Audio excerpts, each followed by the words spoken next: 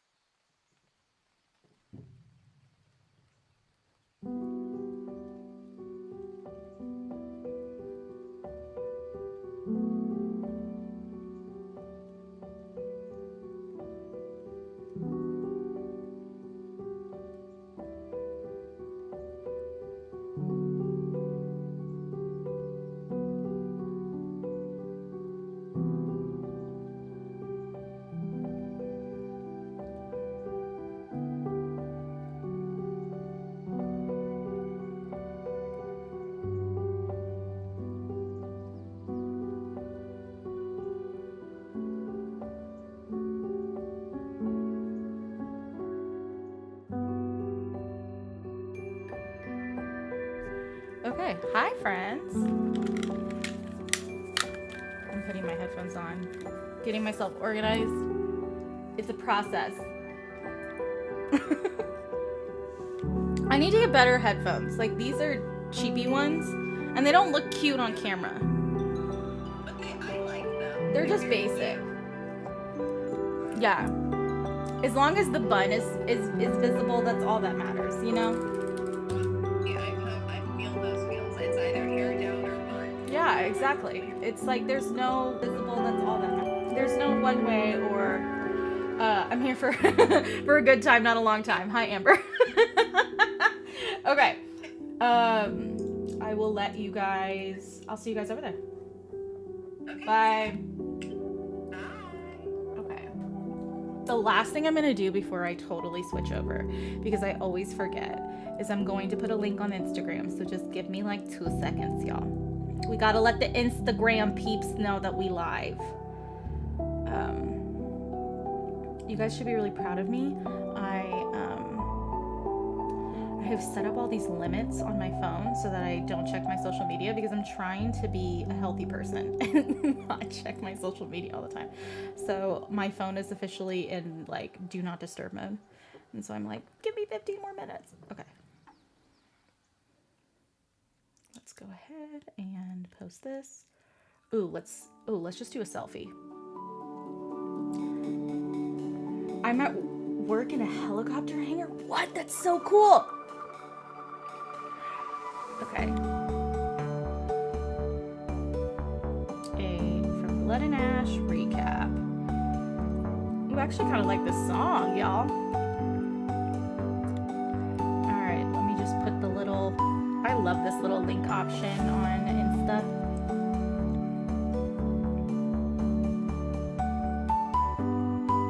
Okay, there we go. Now we're good. Whew, this was a process, y'all. I hope you don't mind. Hi, friends. How's it going? Welcome to tonight's recap night. So tonight I am recapping with Kate over at Full Age in Fiction and Freckles in Fiction. Are you guys? Yeah, you guys are both fiction at the end. I just realized that. Avery and we're gonna be recapping The Crown of Gilded Bones and A Shadow in the Ember. So this is full spoilers for those two books. We're gonna try and go through it as quickly as possible, but also understand that there is a lot of information, especially in these two books, that we want you guys to remember. As you have probably heard, I do have. Wait, is it right here? It is. I do have The War of Two Queens. Look at how thick she is. She thick, she cute, and I have finished it. So keep in mind that these notes may sprinkle in some things that you should probably remember because, So, I'm very excited. I'm gonna bring them in, but before I do, the one thing I did, oh, hold on, let me go and do this. View full screen. Before I bring them in, the one thing I do want to let you guys know, if you have any questions or discussion points that you want us to discuss tonight, the code on Slido is Niktos. Also, the court moderators, if you need me to send you a link, I can. They have access to it as well.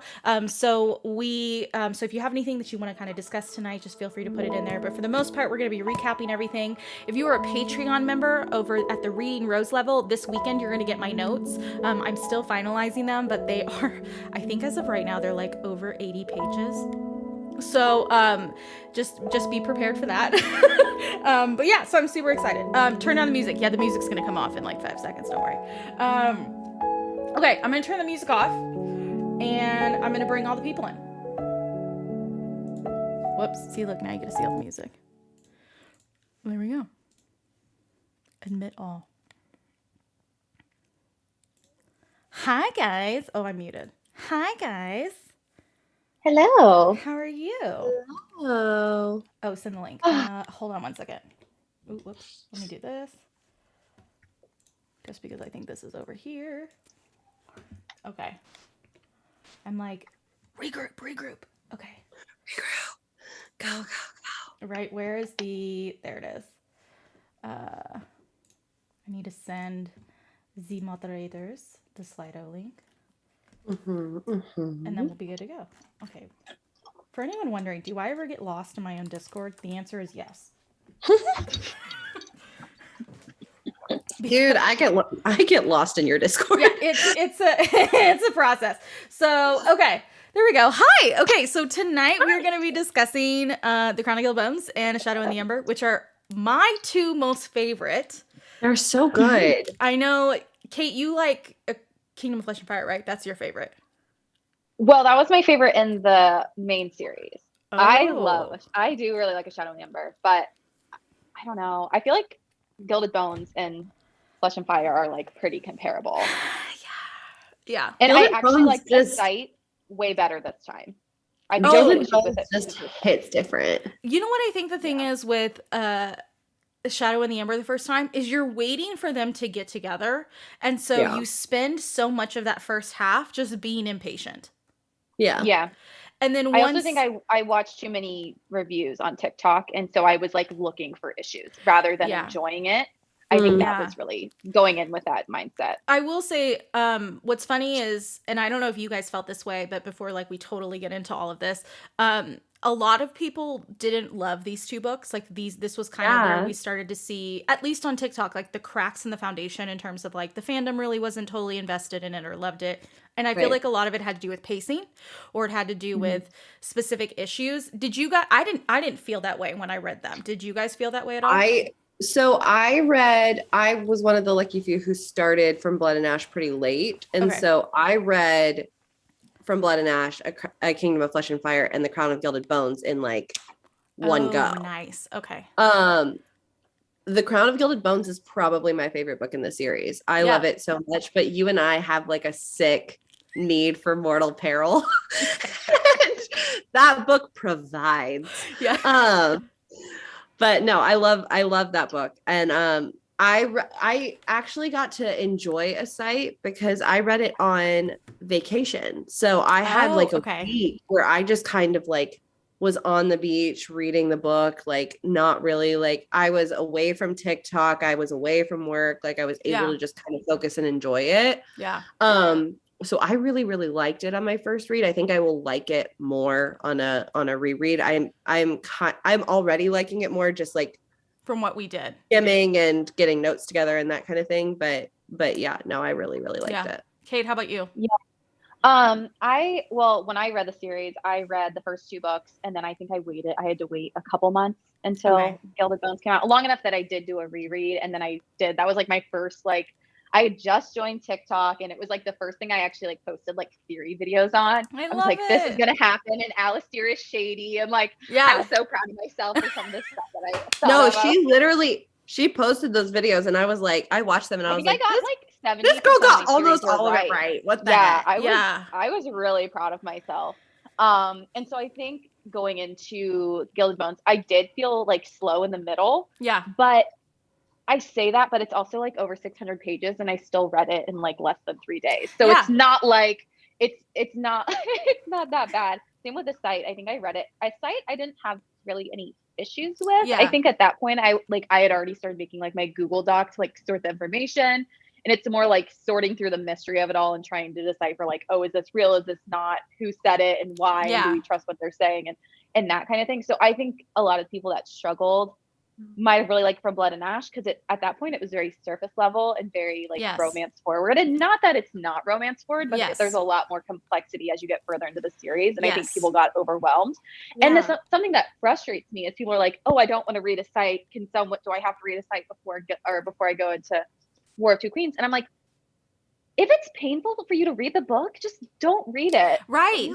Just don't force yourself. Right. All you're going to do is leave a bad review. You're going to say, oh, there's too much world building. It's like, honey, we're 2,500 pages into this combined sets of books. Just let it go. If you don't like it, let it go. Let us enjoy it. Yeah. Like, come on. I know. I was going to say a lot of the people in the comments are saying that I see a lot of people saying they love The Crown of Gilded Bones, or they loved ASITE. A few people said A Kingdom of Flesh and Fire is their favorite. So it's, something I noticed, which I think both of you kind of repeated, and sorry, Avery, I cut you off, so I'll let you get back to it. No, you're fine. But I was just going to say, I noticed people who read The Crown of Gilded Bones in 72, max 4 days. Like, they binged that book. They loved it. Anyone who didn't do that, it was like they were trudging through water. They couldn't get through it. They absolutely hated it. And I think, Kate, you pinned it like right on the head in terms of like, people went into From Blood and Ash thinking it was this intense romance book, but the reality was we just hadn't gotten to the world building yet. And now that we're there, it's like, you have to understand this is a fantasy book too. So like, we have to get all this information. I think what's very interesting is that most of the criticism that I heard from ASITE is that it's too info dumpy. Yes. And while I can somewhat agree with that, like it is a lot of information to take in reality, that series is going to be 2, maybe 3 books. Right. Max. Right. So she's got to get a lot of information that she's essentially spread out over 3 books. And now you're just getting pounded with the history. And as theory people, we ate that shit up. We were like, yes, give it to me. Yes. I was going to say, I feel like I can see that there are a lot of people who would absolutely have hated that. Yes. And like, that's what these recaps are about. Like, don't force yourself to read something you don't like. Yeah. But you still are going to need some of that information. So we're happy to provide. I was going to say the 3 of us are theory people. So we go through it and we're like, they said them, like they said them instead of like the, like what does that mean? Like that Does that mean that there are gonna be babies? Yeah, so we'll get into the babies because I think we all feel a certain way about the babies. We do feel a certain way about the Like, babies. I'm convinced at this point. Like there's Oh, it's gonna happen. Yeah, we'll get into it. Okay, well, I know we have a lot of ground to cover, so I want to quickly go into the Crown of Gilded Bones. For anyone wondering how we're going to do this tonight, so Kate has some incredible notes, so we're going to be using some of her notes. We're going to be using some of my notes. It's literally like a combo, but we're essentially going to be going through specific chapters. We're not going to be recapping the entire thing. So, and then we're going to do the same thing for ASITE. So if you hear me start to shout out chapters, those are the chapters we are going through. For anyone who's on is going to get these notes on Patreon, you are just getting the notes for those chapters. You're not getting the full recap. Otherwise, it would have been, I think, a 300-page doc at that point. Yeah, and here's the thing. The other thing about that is that we know that this is a romance, so we are leaving out a lot of those like really great romancy moments because you've read it, you've enjoyed it, but like it's not pertinent to the plot of the books moving forward other than, hey, it's really cute, you know? Yeah. So just kind of keep that in mind. Notes, it's like spice. And then so if you like control F, you can see where it says spice. And then it's like you can there you go. Just go tab your books. It'll be fine. Yeah. So we're not going to talk about the spice, even though I just want to quickly say that my favorite spice scene, I think, of any book is the shower scene in The Crown of Gilded Bones. So it's immaculate. So, the shower scene and the lift your ass, my queen. Yes. Oh my god. So like I just want to call those out before we get in because we're not gonna talk about them, but like both of those. But we had to mention them. We have to. There's some good ones in ASITE too. Oh yeah. Oh yeah. She does some stuff. Yeah, she do. Oh my god, yeah. And let me tell you, the spice in the War of Two Queens was. Was it immaculate? Yeah. I'm so excited. Was it spicier than the other one? No, I don't think so. Okay. It's about the same level of spice, but I think like some variety. Okay, but I mean, like, granted, there was less of it because there's a certain person like not there, missing, right? But a percentage of the book, But like, don't worry, there's still spice. It's a long percentage, isn't it? I'm not telling you. You hate me. I'm not telling you. I love him so much, and I just need him back. I'm not telling you. I know. Yeah, but I will tell you that if you pay close enough attention to what we're talking about, you can probably hint at where things are headed. So, okay, let's start. Love it here. All right, so we're going to start with chapter 1 because obviously that was a big info dump, and then we'll move into chapter 2 as well. So we're basically going to take a second and talk about these beginning chapters. So for anyone who doesn't remember how A Kingdom of Flesh and Fire ended, it ended with them arriving in Atlantia. Poppy got stoned, and then basically shit hit the fan, and Cass's parents showed up, and this is the one thing I do want to say because people have been asking for this, and I just want to show this. I showed you guys last night. So the War of Two Queens, for anyone wondering, because I already should just go ahead and tab this. There is, look at that, a pronunciation guide. It makes me so happy. So Queen is her name even in here? Yeah, it is. Eloana. That is not how it is. It is in here. Hold on. Eloana is what she put on Facebook. Okay, hold on. I can't. Okay. I see it. Elana. That's not right. Elana? Is that what she wants? I can't see it. Whatever. I swear when she put it on Facebook, it was Eloana. I thought it was too. At a minimum, I'm calling her Eloana because that's what I've been calling her. That's great. Okay, I'm just call her. At this point, Cass's it doesn't mom. matter because it's Eloana and Isbeth. Yeah, you don't even have to worry. It's just I just use Isbeth and then it's just Isbeth. Also, like, can we just for a second? I need to say it again. I think we said it last live. It's Penelope. Yeah, I refuse. That's fine. That's what I'll say. Call her Penelope. I call her Penelope. Sorry. It's Penelope. I'm sorry. I know it is. It's Poppy. I'm just gonna call her Poppy. No. She has said that it's Penelope. You are correct. I'm mad. No, I mean, to be fair, yeah. she really can't decide. So, She's the author. And with that, now that we know the goddess, I don't even call our Poppy anything other than Poppy. Like, it's goddess Penelope and then Poppy. Yeah. So. Yeah. Avery, by the way, Ashley just texted me. She says she's just going to take your copy. Okay. That's yeah. fine. We're doing book bargaining over here. So that's what's happening. Okay. Anyways, back to chapter 1. So obviously it ended, Kingdom of Flesh and Fire ended with us finding out that Poppy's a god, potentially goddess, whatever. She's tied to a god. And that now everything is essentially shifted to her, which was like such a big cliffhanger at the end of the Crown of Gilded Bones. So some big things to call out for chapter 1 was obviously the Wolven. So their eyes started to kind of turn a silvery white, and they seeped as tenderlands in they seeped out in wispy tenderlands across the blue, and it looked like all of the Wolven kind of had that. And she says it reminded her of when Beckett's broken legs. So just when she healed his broken legs. So all the Wolven kind of now have eyes that look like Poppy, which I think was telling of how everything had shifted. And then we see that Castiel's mother says, at the very end of the Crown, or at the very end of Kingdom of Flesh and Fire, she says, "What have you done? What have you brought back?" Indicating to Castiel that there was obviously something has shifted in the air, essentially.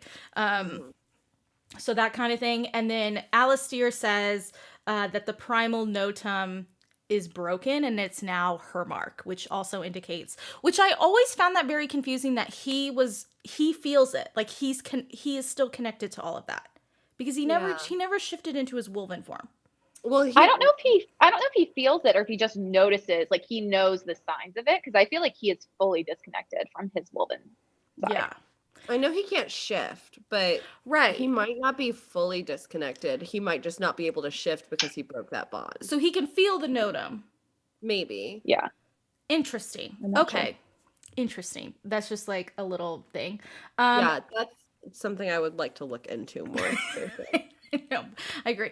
And then it says also that Queen Eloana also explains that the blood, because she has blood of the gods in her. Poppy explains that she's mortal. She tries to tell her it doesn't matter that you're mortal or not, you still have the blood of the gods in you, which is why all of this occurred. Again, I think we all were like shaking our heads, kind of like, well, wait, but is she really mortal? Like it was a little confusing in the beginning. Kieran, she remembers the conversation she had with Kieran in New Haven about that the Wolven were created. The once wild Kiu wolves were mortal forms, served as guides and protectors for the children of gods and deities, which kind of helps Poppy understand a little bit more. Something I didn't write down, but I really loved, was that Kieran tried to attack Castiel in this moment, and like she's just like internally like having a panic attack, which I feel like we all would. Yeah, that is the healthy reaction to this moment. Yeah. Did Alistair say he could feel the notum? I think he said that. He did say that. I wrote it down, which is very interesting. And then it also says, there was also a little info dump about the mist. So it says it's the essence of the gods. It's what's in their blood, what gives them their abilities, the power to create all that they have. No one really calls it that anymore, not since the gods went to sleep, but the deities died off. I should have known gods. I should have seen it. So I think what's interesting about that is there's obviously mist around the Craven, and there's mist around a bunch of other things. So we just, I think we've talked about this privately when we were prepping for even last week's live, was that this mist is definitely playing a role, and we're just trying to kind of piece together as who's controlling what mist in what areas. Yeah, because I think and what each mist means, or if there's even a difference. Yeah, because I think some of us wonder, like the Craven mist, is that who controls that mist? And the mist doesn't look different. Like it all looks the same, but so we don't know whose is whose. Yeah, my money is on Colas. Really? Yeah, I think it's Malik. Like King, not. Are we getting into theories? I mean, go ahead. That's totally fine. I think Malik is actually not going to be a bad guy.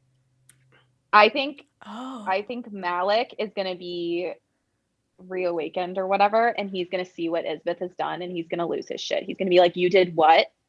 and he's going to help defeat her in the same way that like Satoria fought against Colas when she was brought back to life. I think it's going to be like that. I think it's going to be a mirror of that situation. Ooh. I love that. I don't. Well, because just based on what Eloana said, she was like, he's really not a bad guy, and right. I think he tried to make stuff right, and I think Isbeth is just a psycho. Right.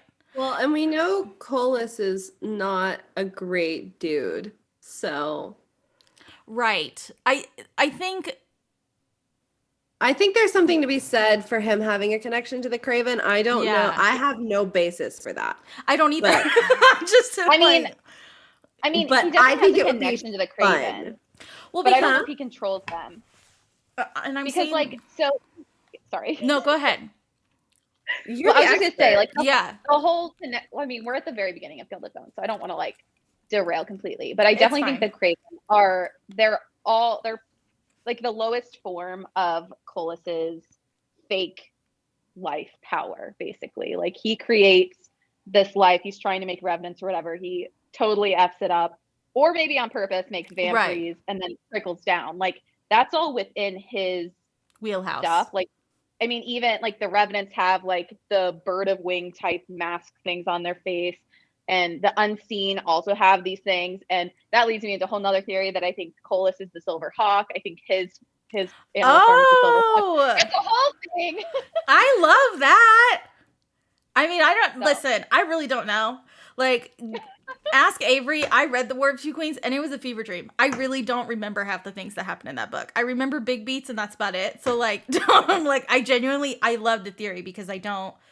But I do constantly wonder, because the Blood Forest is, like, we know, obviously, that that's where he's buried because there's all those trees. Right. And because the mist if I remember correctly, the mist, like, surrounds that, which is where there's so much Craven as well. And I'm wondering if that is Malik, or if that's just because the Craven are there, which could be like a Colas thing. Because I like the idea of the Colas being tied to the Craven. I kind of just like thought of it, but like I said, I have no basis for it. I just think he is into some shady shit. Yeah. Oh yeah. And it would not surprise me if the big bad that didn't affect Poppy but affected Poppy, right? Like, she survived the attack, right? So I think there's more to do with that than the blood of the gods in her. Yeah. And I think there's something to be said for the fact that she is descended from the true primal of life. Right. Yeah. Right. Yeah. That I can't answer. Okay, so that I know the answer, so I can't answer that. And now I'm like, okay, so I know I'm gonna get an answer. Maybe not. Shut up! I'm getting an answer. I'm not telling you. Okay, so moving on to chapter 2 of the ground. Oh God. Okay, I'm gonna go through this one really quickly. So obviously, the beginning it starts with us talking about Alistair, and I love that the first line was about who knew how different things would have turned out for my family if we had found Alistair. They could still be alive. Because at this point, she's still thinks these are her parents, even though we know the truth is that they're not.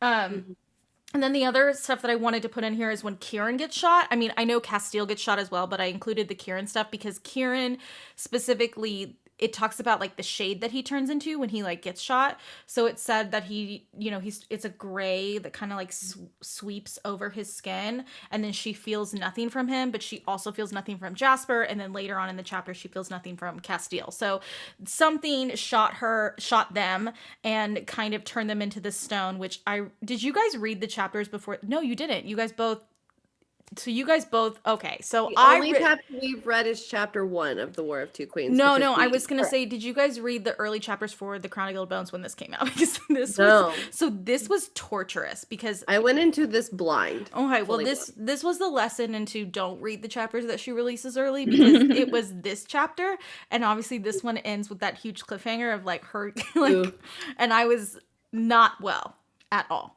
Not well. Your mods are mad at you. Why? Because your face. What do you mean? I didn't do anything. Because your face. Relax. I didn't do anything.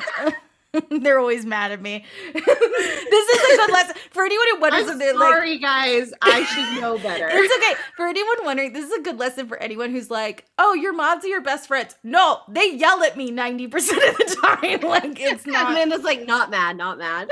Yeah, she's fine. Okay. Then the other thing too was Poppy's emotional shift, which I did want to include in here. So she says that her skin begins to vibrate. It's dark and oily. Deep rage rose within her. She had a tang like metal in the back of her throat, fire in her veins. It tasted like death. It only enraged her. The primal power surged, invading all of her senses. The blood didn't rain. My flesh. So I'm just kind of skimming some of this, but obviously it was this extreme, intense emotion that came from her, which was honestly I kind of loved. But I'm just throwing that out there. And then this is Seraphina's first interruption, which at this point we don't know it's Seraphina, but we all know it's Seraphina. Also, before you keep going, somebody asked if Patreon is getting both your notes and Kate's notes. No, just mine. My notes will be on my the link in my bio on Yeah. TikTok as of like probably Saturday. Yeah. Because I accidentally lost all of my From Blood and Ash ones, 20 pages from the end, and Yeah, I cried. that time. So I have to rewrite those, and then I will put them on. Yeah. But I have a guide up there already Yeah. So mine are on TikTok. I was gonna say mine are more quotes based. Hers are more like bullets. So if you the difference between the two. Okay, so Seraphina's intervention. It says a silvery white, a light edged her vision. She heard a voice. It was a woman's voice whispering, "It wasn't supposed to be this way." In a flash, she saw her hair like moonlight, thrusted her hands deep into the ground. Some inherent knowledge told me that she was where this temple was now stood, but in a different time. That tells us we might see her in a light and a flame there. She was screaming, the kind of pain fury that throbbed relentlessly inside me, silver white. So it's again talking about basically Seraphina's badass, and she's like digging into the ground and like making things come up, which is really cool. And then it says the woman was fading, and as I tossed the sword to the side, the emptiness in my mind, dozens of attackers like fine webbing. I wanted them to feel what I did inside, broken and twisted and lost. And then she obviously then collapses thanks to Alistair. So I skipped a bunch of the chapters that deal with Alistair because we learn more about the changelings and all that later, but those chapters are important if you have questions about it. But we're moving on to chapter 6, which is my personal favorite, 6 and 7. Mortal danger! Mortal peril. Yeah. Mortal peril. So obviously the part that I feel like everyone remembers is when Castile pulls the spine out of someone, which was Yeah. yeah, My man. real hot. First things first though, Delano's the one that finds Poppy. He's in his wolven form, and then it's Kieran. And Kieran is like very upset that she's in these like bones. I do remember like he's like trying to rip him away, and he's like very angry. And then the other thing I wanted to put in, which I don't know if I did or didn't, but I was going to. Valen is there, and that really surprised her. Like, she was very surprised that King Valen was there and that he was helping all of it, and Kieran kind of acted like, of course he's here. Like, why are you weirded out by that? Like, why does that surprise you? The other thing, too, is she keeps trying to, like, lie to Kieran and say she's not in pain, and Kieran's like, you just stop it, okay? Like, you've been in these bones for a very long time. And he reveals to her that she's been missing for 6 days, which she didn't know because she's been basically drugged most of the time with, like, a sleep aid. Yeah. And then the other thing too is when Poppy's powers come back to her, it says it felt like a wave of tingles came through her, the center of her chest warm. She hadn't realized until that moment that the coldness was due to the damp iciness in the crypt. And then it says also that the corners of her vision turned white, and her mind, a thin silvery white cord slipped out from me, cracking off the floor, reconnecting to others. So again, it's this silvery white, which I think is something that we see repeatedly. Oh my God. It's okay. It's me. Which one of us is that? It's me. It's okay. I'll text her. That's fine. Who was it? It's my sister-in-law. Oh, I was like, is it Izzy? Because Izzy would call right now. And then the other thing, too, is Kieran asks that she not participate in the fight. And at first she says she's going to, and then she says she's going to sit it out. And Kieran's like, a little worried that she's gonna sit it out. He's like, what do you mean by you're gonna, oh, he's like, I'm a little concerned now. And then this one, oh yeah, I think I love him. I love that part too. I think I love him. And Kieran's like, really? Oh, yes. He's like, you're just figuring that out now? Like, Can honey. we talk for like a half a second about how much I love Delano? Oh, Delano's He's the there best. first every time. He's like, that's okay. I don't know if that's like a theory, but the way that Kieran is like connected to Cass, I feel like I say Delano, so come at me. That's fine. Not That's Delano, fine. it's Delano. But I think like if she were to get her, like if it wasn't the whole like God stuff she's got going on, like I feel like Delano would be her like bonded woman. Oh, He's yeah. always there, and I love him 100%. so much. Like when he's running, Yes. in his woman form, at the towards the end of A Kingdom of Flesh and Fire, when the Yes. sky is on fire, I'm just like, my baby, run, Yeah. my baby, run. Yeah. He really is like, he's kind of underrated because like so many people love Kieran, and don't get me wrong, I mean I love Kieran, but like Delano is he's the best. So, and Emil the Atlantean that like no one really pays attention to either. Oh, but, like, I love him. But he I love like him is dearly. He's amazing. Like, yeah. oh my god. So yeah, so that's kind of, and isn't Emil the one at the end who like has feelings for Vonetta? Yes. think Oh so, my yeah. god. He's Which like is the flirting best. with her. He's like, you look beautiful, and she's like, you're a mess. I I'm, love like, here them. for it. Like that is the best relationship ever. Honestly. It's like the two of them. And then obviously the end of chapter 6 is my favorite because Poppy gets stabbed. So then we go to chapter 7, and Poppy gets stabbed. Poppy is stabbed. Yeah. So then we go to chapter 7, and she talks a little bit about the pain. We get a lot of conversation around her just not feeling things. The one thing I do want to say is when she like kind of blacks out, it says that lightning flashes, that stones cracked, someone's shouting, she heard some screaming, and then Castiel's like, open your eyes, and she's like, she didn't realize they were closed, but obviously this is all a sign of her like dying essentially. Yeah. And then Kieran and Cass decide together to ascend Poppy because it was Cass was going to do it, but he looks at Kieran, and Kieran's like, yeah, okay, let's do it. Like he 100% is like by his side, is going to do everything he needed can. the support in that moment for sure. And Jasper's also there kind of in the background, that's like totally supporting this whole thing, even though Valen is like, as any father would in this situation, is trying to stop his son from doing this act. So that is kind of the important things in chapter 7. And then moving on to chapter 8, this is the first time in this book that we see the dream, so the nightmare. Which in this vision, she hears her father say, what a pretty little flower, what a pretty poppy. I love you more than the stars in the sky. And then Cora comes in, and her face is pale, and she said, you should have known she would find a way down here. You still trust him? I do, he said. He's going to lead us to safety.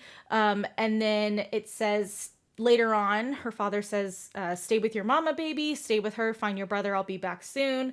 Do you see him? The man at the door, whose hair reminded me of the beaches of the Stroud Sea. He knows you're here. Either way, he's leading them here. If he gets here, we won't let that happen. They can't have her. We can't let that happen. I won't come, Poppy. So, and then later on, she says, they'd gotten inside just like the man had warned. The screams, there were so many screams and shrieks. You've got to let go. You've got to hide, Poppy. Her mother stilled. Mama reached into the kid leather boots. And I liked to shuffle around pretending I was older and bigger. She pulled something out. It was black as night, slender and sharp. So this is a Shadowstone dagger, which we obviously now find out from A Shadow in the Ember. Somebody has one. Yeah. And then she says, how could you do this, as she's scooting to the edge of the cupboard. And then Seraphina shows up, and it says, a woman was there. Her hair was long, floating around her. She'd seen her before in the temple, but now she looked like me. There were freckles on the bridge of her nose and her cheeks. Her eyes were the color of dew-kissed grass. Behind the pupils, there was light, a silvery glow. A tear, her lips moved and she spoke. Her lashes swept down. A tear fell from the corner of one of her eyes, a blood-red tear. Her words sent a jolt of icy shock through me, but then she was gone and so was I. So We don't know what she says, but we do know that Serafina was there that night. At least that's what it sounds like. Yeah. And Poppy's now connecting that is who was there, which is so sweet. And then Poppy attacks Kieran. Wait, Kate, what is that face? Wait, sorry, I was like totally reading like the questions and are you saying Sarah was at Lockswood? Well, I mean, that's what it's implying. No. Yeah, it is.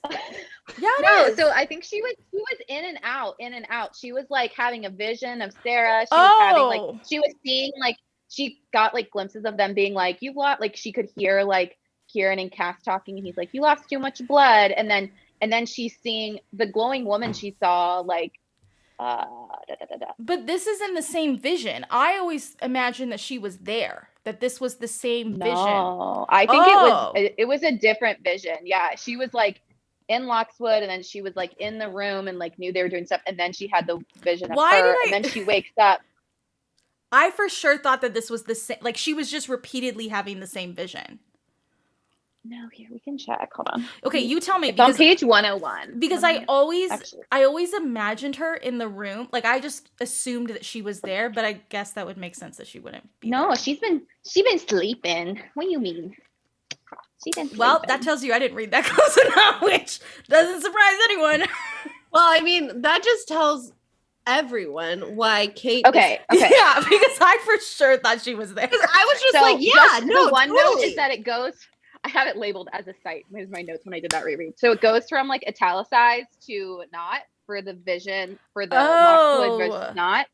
And when it switches to the stuff about what we assume is Sarah, she says, and then I was above the colors and nothingness once again, but I wasn't alone. So she's like in this like brain space. Yeah, it's totally different. See, I thought it was like she's not here. I thought it was like she was in the cupboard and couldn't see anything.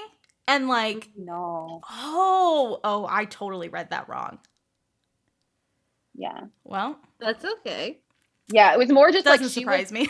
She was still like recovering and was just out of it. Honestly, like I literally was just like, yeah, Sarah, yeah. Right. Well, because and then Kate's face, and I was like, oh no. What are you talking about? I mean, that's why she's here. Because sorry, I don't have a good no, she was like no, that's good. Because well, because of the way the visions went, I just assumed that she was there. There. Yeah, I mean, it was very in and out. It was very confusing. That makes way more sense though, because I was like, how did she get in the cupboard? Like, was it like a ghost person? That's like literally what I imagined was this like half body version of like Serafina with the hair in the cupboard. Like it didn't make sense. So this helps. Oh my god. Okay, well, wasn't in the cupboard, but I thought she was. This is not a Harry Potter situation. She was not in the cupboard. I just really thought she was. Like, that's why. Well, yeah, but I guess it makes sense because the italics were a little confused. Well, the other thing, too, was like I was reading on the Kindle version and I was just like, boop-a-doop-a-doop. Oh, yep, there she is in the cupboard. Like, I wasn't thinking anything of it. So, okay, well. I love that it's a boop-a-doop-a-doop. Yeah, exactly. Okay, well, Poppy attacks Kieran. She tries to eat him. Which is. Yes, she tries to eat him. Which is one of my favorites. More power to her.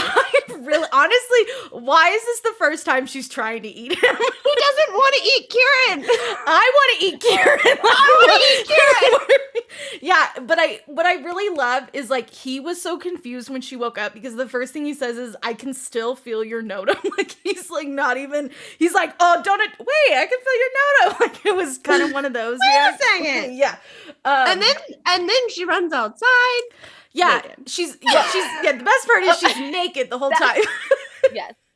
Well, I love that like she like goes after Kieran and then Cass is like, I know you're hungry, but you can't eat Kieran. That would make me a little sad. And I'm like, would it make us sad? Yeah. I don't think we would be sad about that. Yeah. But I definitely included that quote in my notes where I was like, oh, that's so sad. Like I mean, okay, come on.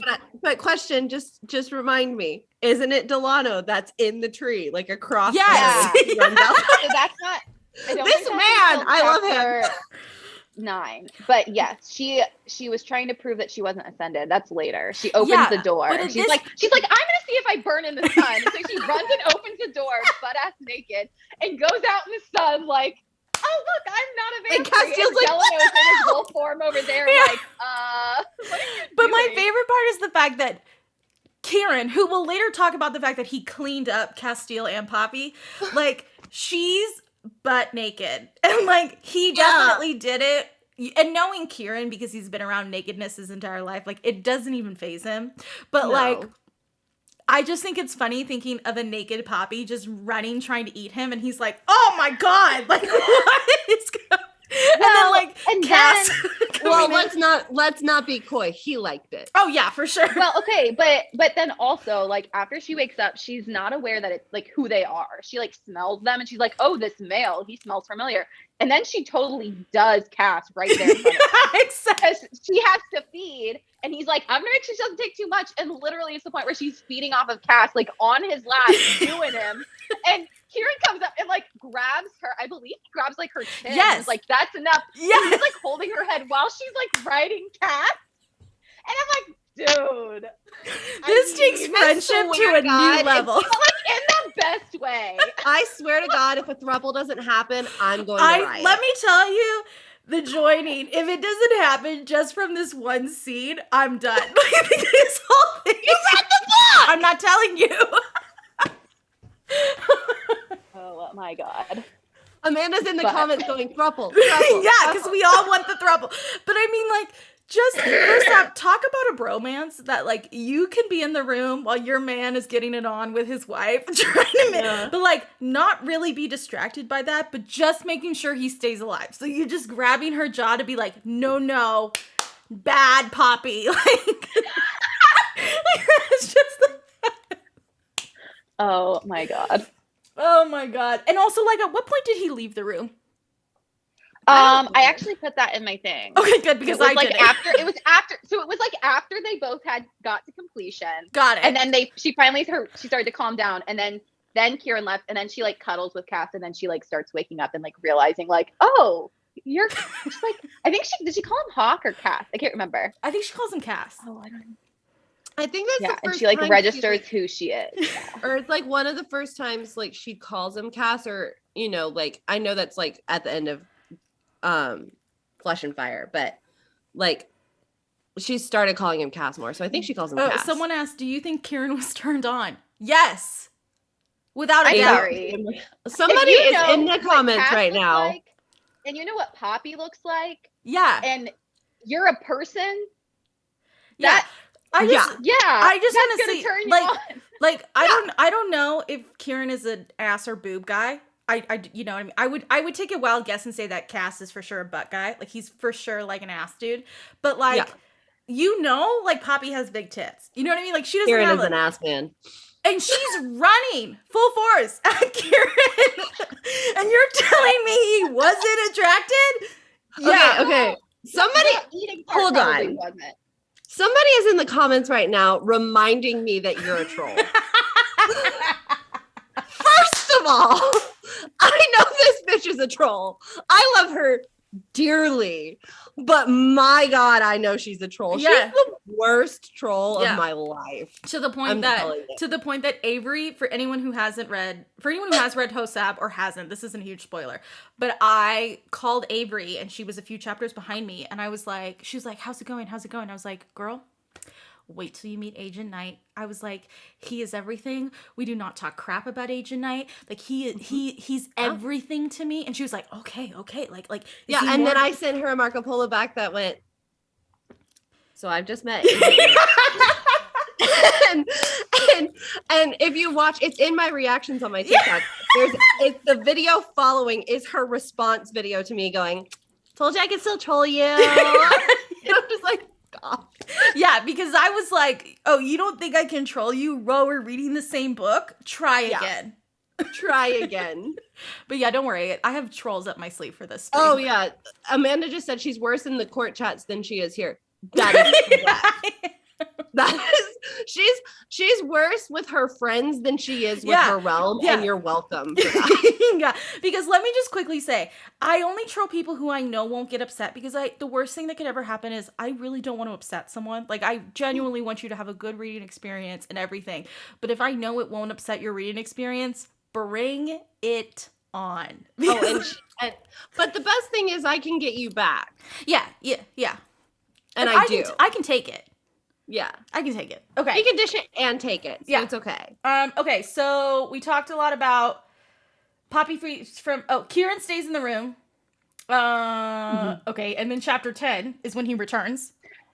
I think in chapter 9, just a thing to know about when she feeds from him, she actually saw some of his memories.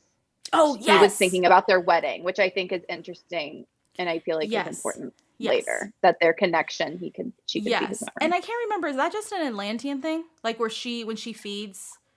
I think it's when Atlanteans feed from each other, but I don't know. They're also heartmates, so I don't know. I feel like so this, I'm just reading, someone said I volunteer as a trolling tribute. Yeah, you don't know it, I just do it. Yeah. The best was the amount of trolling she did in the Hosab Midnight Live. Because, like, if you go to my TikTok or her TikTok, you will see there is one particular human being who we love dearly. Who's actually a professional actress. Who is a professional actress who could not keep a straight face. Meanwhile, she calls my entire theory garbage. Yeah. And I just am like, all right, I mean, sure. My theory's garbage, even though we both knew it was true. Yeah. At least with Kate's, like, they're a little more plausible. Yeah. Well, mine was right and you were mad. Yeah, I was. Okay, so Kieran returns to the room. And my favorite is the fact that when Kieran returns, because now he knows, like, it's like Poppy's back, like her memory and everything is back. He kneels in front of her and he says, "How are you feeling?" And she goes, "Okay, and a little confused. I have a lot of questions." I love it so much. Oh my gosh, I love her. Where's my little Kieran? Oh, so Sarah. Hold on. Really, I need to find him. Lucky. And got the War of Two Queens PR box from Social Butterfly PR and Blue Box Press, I believe. She can tell you more than I can. Did you hear me say that? It's from Social Butterfly. Okay, cool. I got it right. Love to see it. But she got this really cute he's Kieran. The wrong color. I know. It's the wrong color, but we don't care because he's cute. Wait, hold on. Could he be someone else? Could we pretend he's someone else? I like I'm pretty sure they're Kieran. I just would like to quickly point out. I know, but if you took his shirt off, I would just like to. Well, you can. We should. Just kidding. I think is Jasper gray? Jasper might be gray. I just want to quickly say that I have little dogs. I have Yorkies, and they usually don't come in here.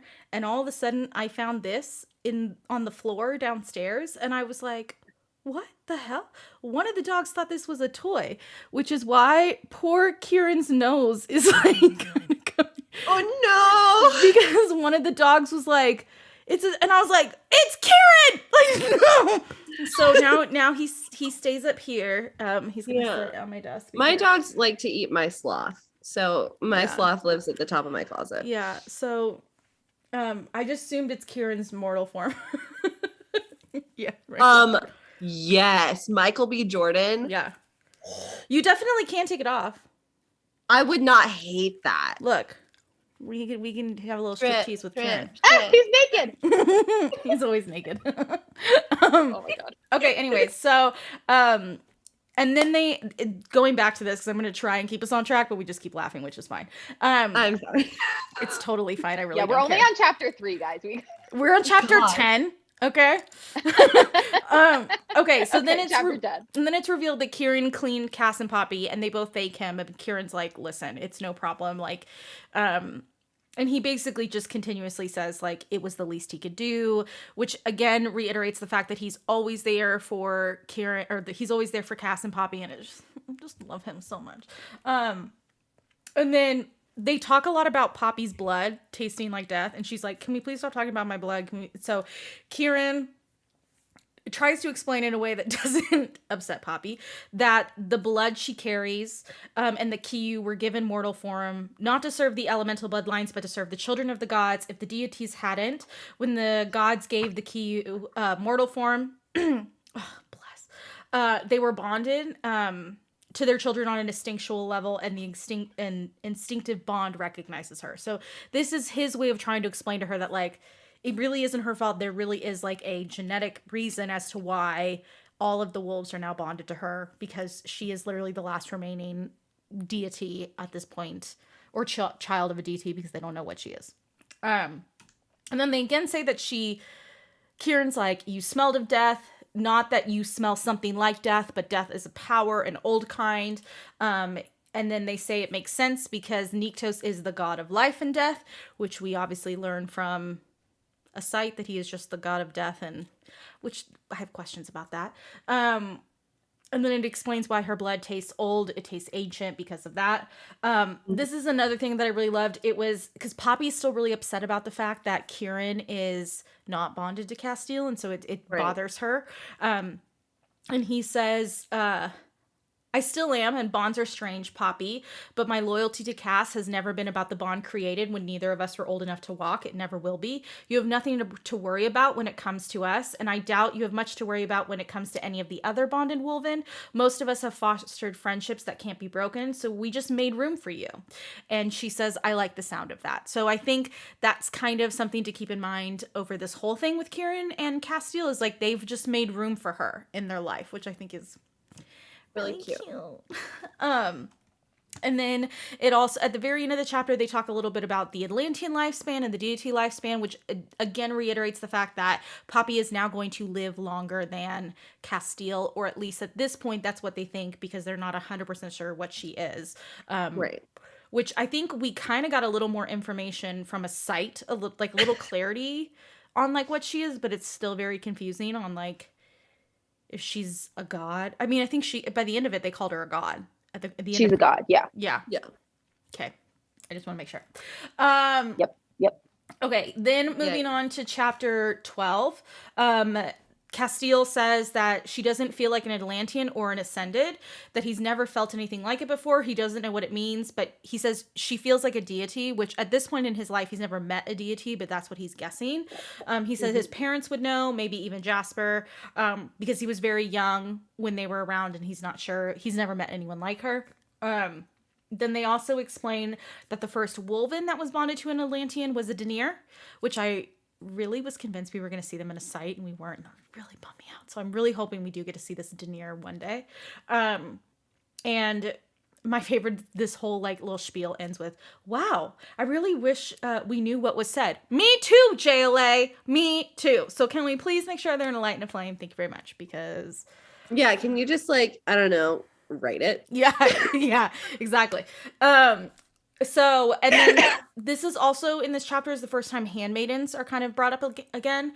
So Cass says that the handmaidens are real, that they are the Blood Queen's private guards and cohorts. I don't know if your mother was one of them. I don't see how she could have been. You said she didn't defend herself, but those women are trained with every manner of death known, especially because she had a Shadowstone dagger. So there are definitely she could defend herself, but it's questionable as to why she didn't, because at least in Poppy's vision, she never saw that. And then the final thing in that chapter was that the trees of Ios turned from gold to blood red. Which is like, oh shit. Was that chapter 12? What yeah. chapter are we on? Yeah, chapter 12. Chapter 12 is also when Poppy has a nightmare in her dream, or she's like dreaming and she says, I'm not a monster. And then Delano's in her head. So he's in her head when she's dreaming. I love Delano. And he calls her Maya Lisa in her dream. He says, you are Maya Lisa, wake up. Which is the first time we hear that. So sweet. Okay, and then chapter 13, this is when there was some stuff that happened at the very beginning, which I'm going to skip over, but it was essentially with King Balin and confirming to him that she was not ascended.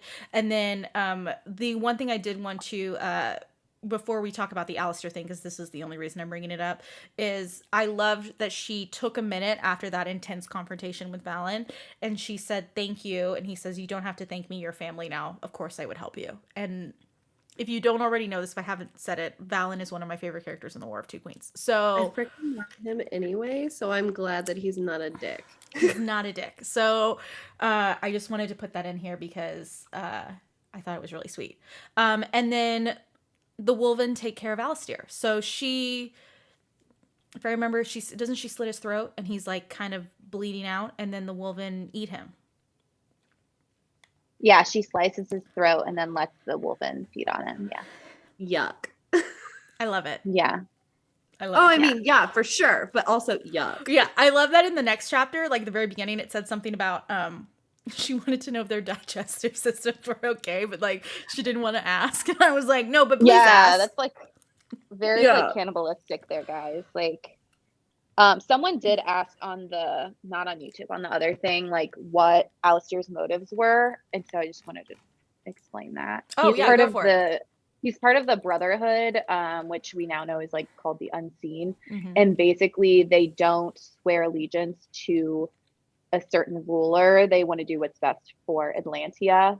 And they basically want to protect Atlantia from the deities and gods because they're very, very old. And at some point, the deities basically abused their power, became very, very angry, and took stuff out on all the mortals. And so I think the thing is they're like afraid that she's going to become something. That's why she's like, I'm not a monster. She's like, he basically said, because you have the blood of the gods in you, you're going to destroy everything. Yeah. So, and then they also had the prophecy, which we'll go into later because that is a lot in ASITE. The prophecy. Yeah, because we get bits and pieces, and then we get like more of it in ASITE, and you're just like, which is why we've kind of skipped it over now, because I know it's mentioned very early on in the Crown of Gilded Bones, but ASITE does the full thing, so I'm like, we'll just talk about it then.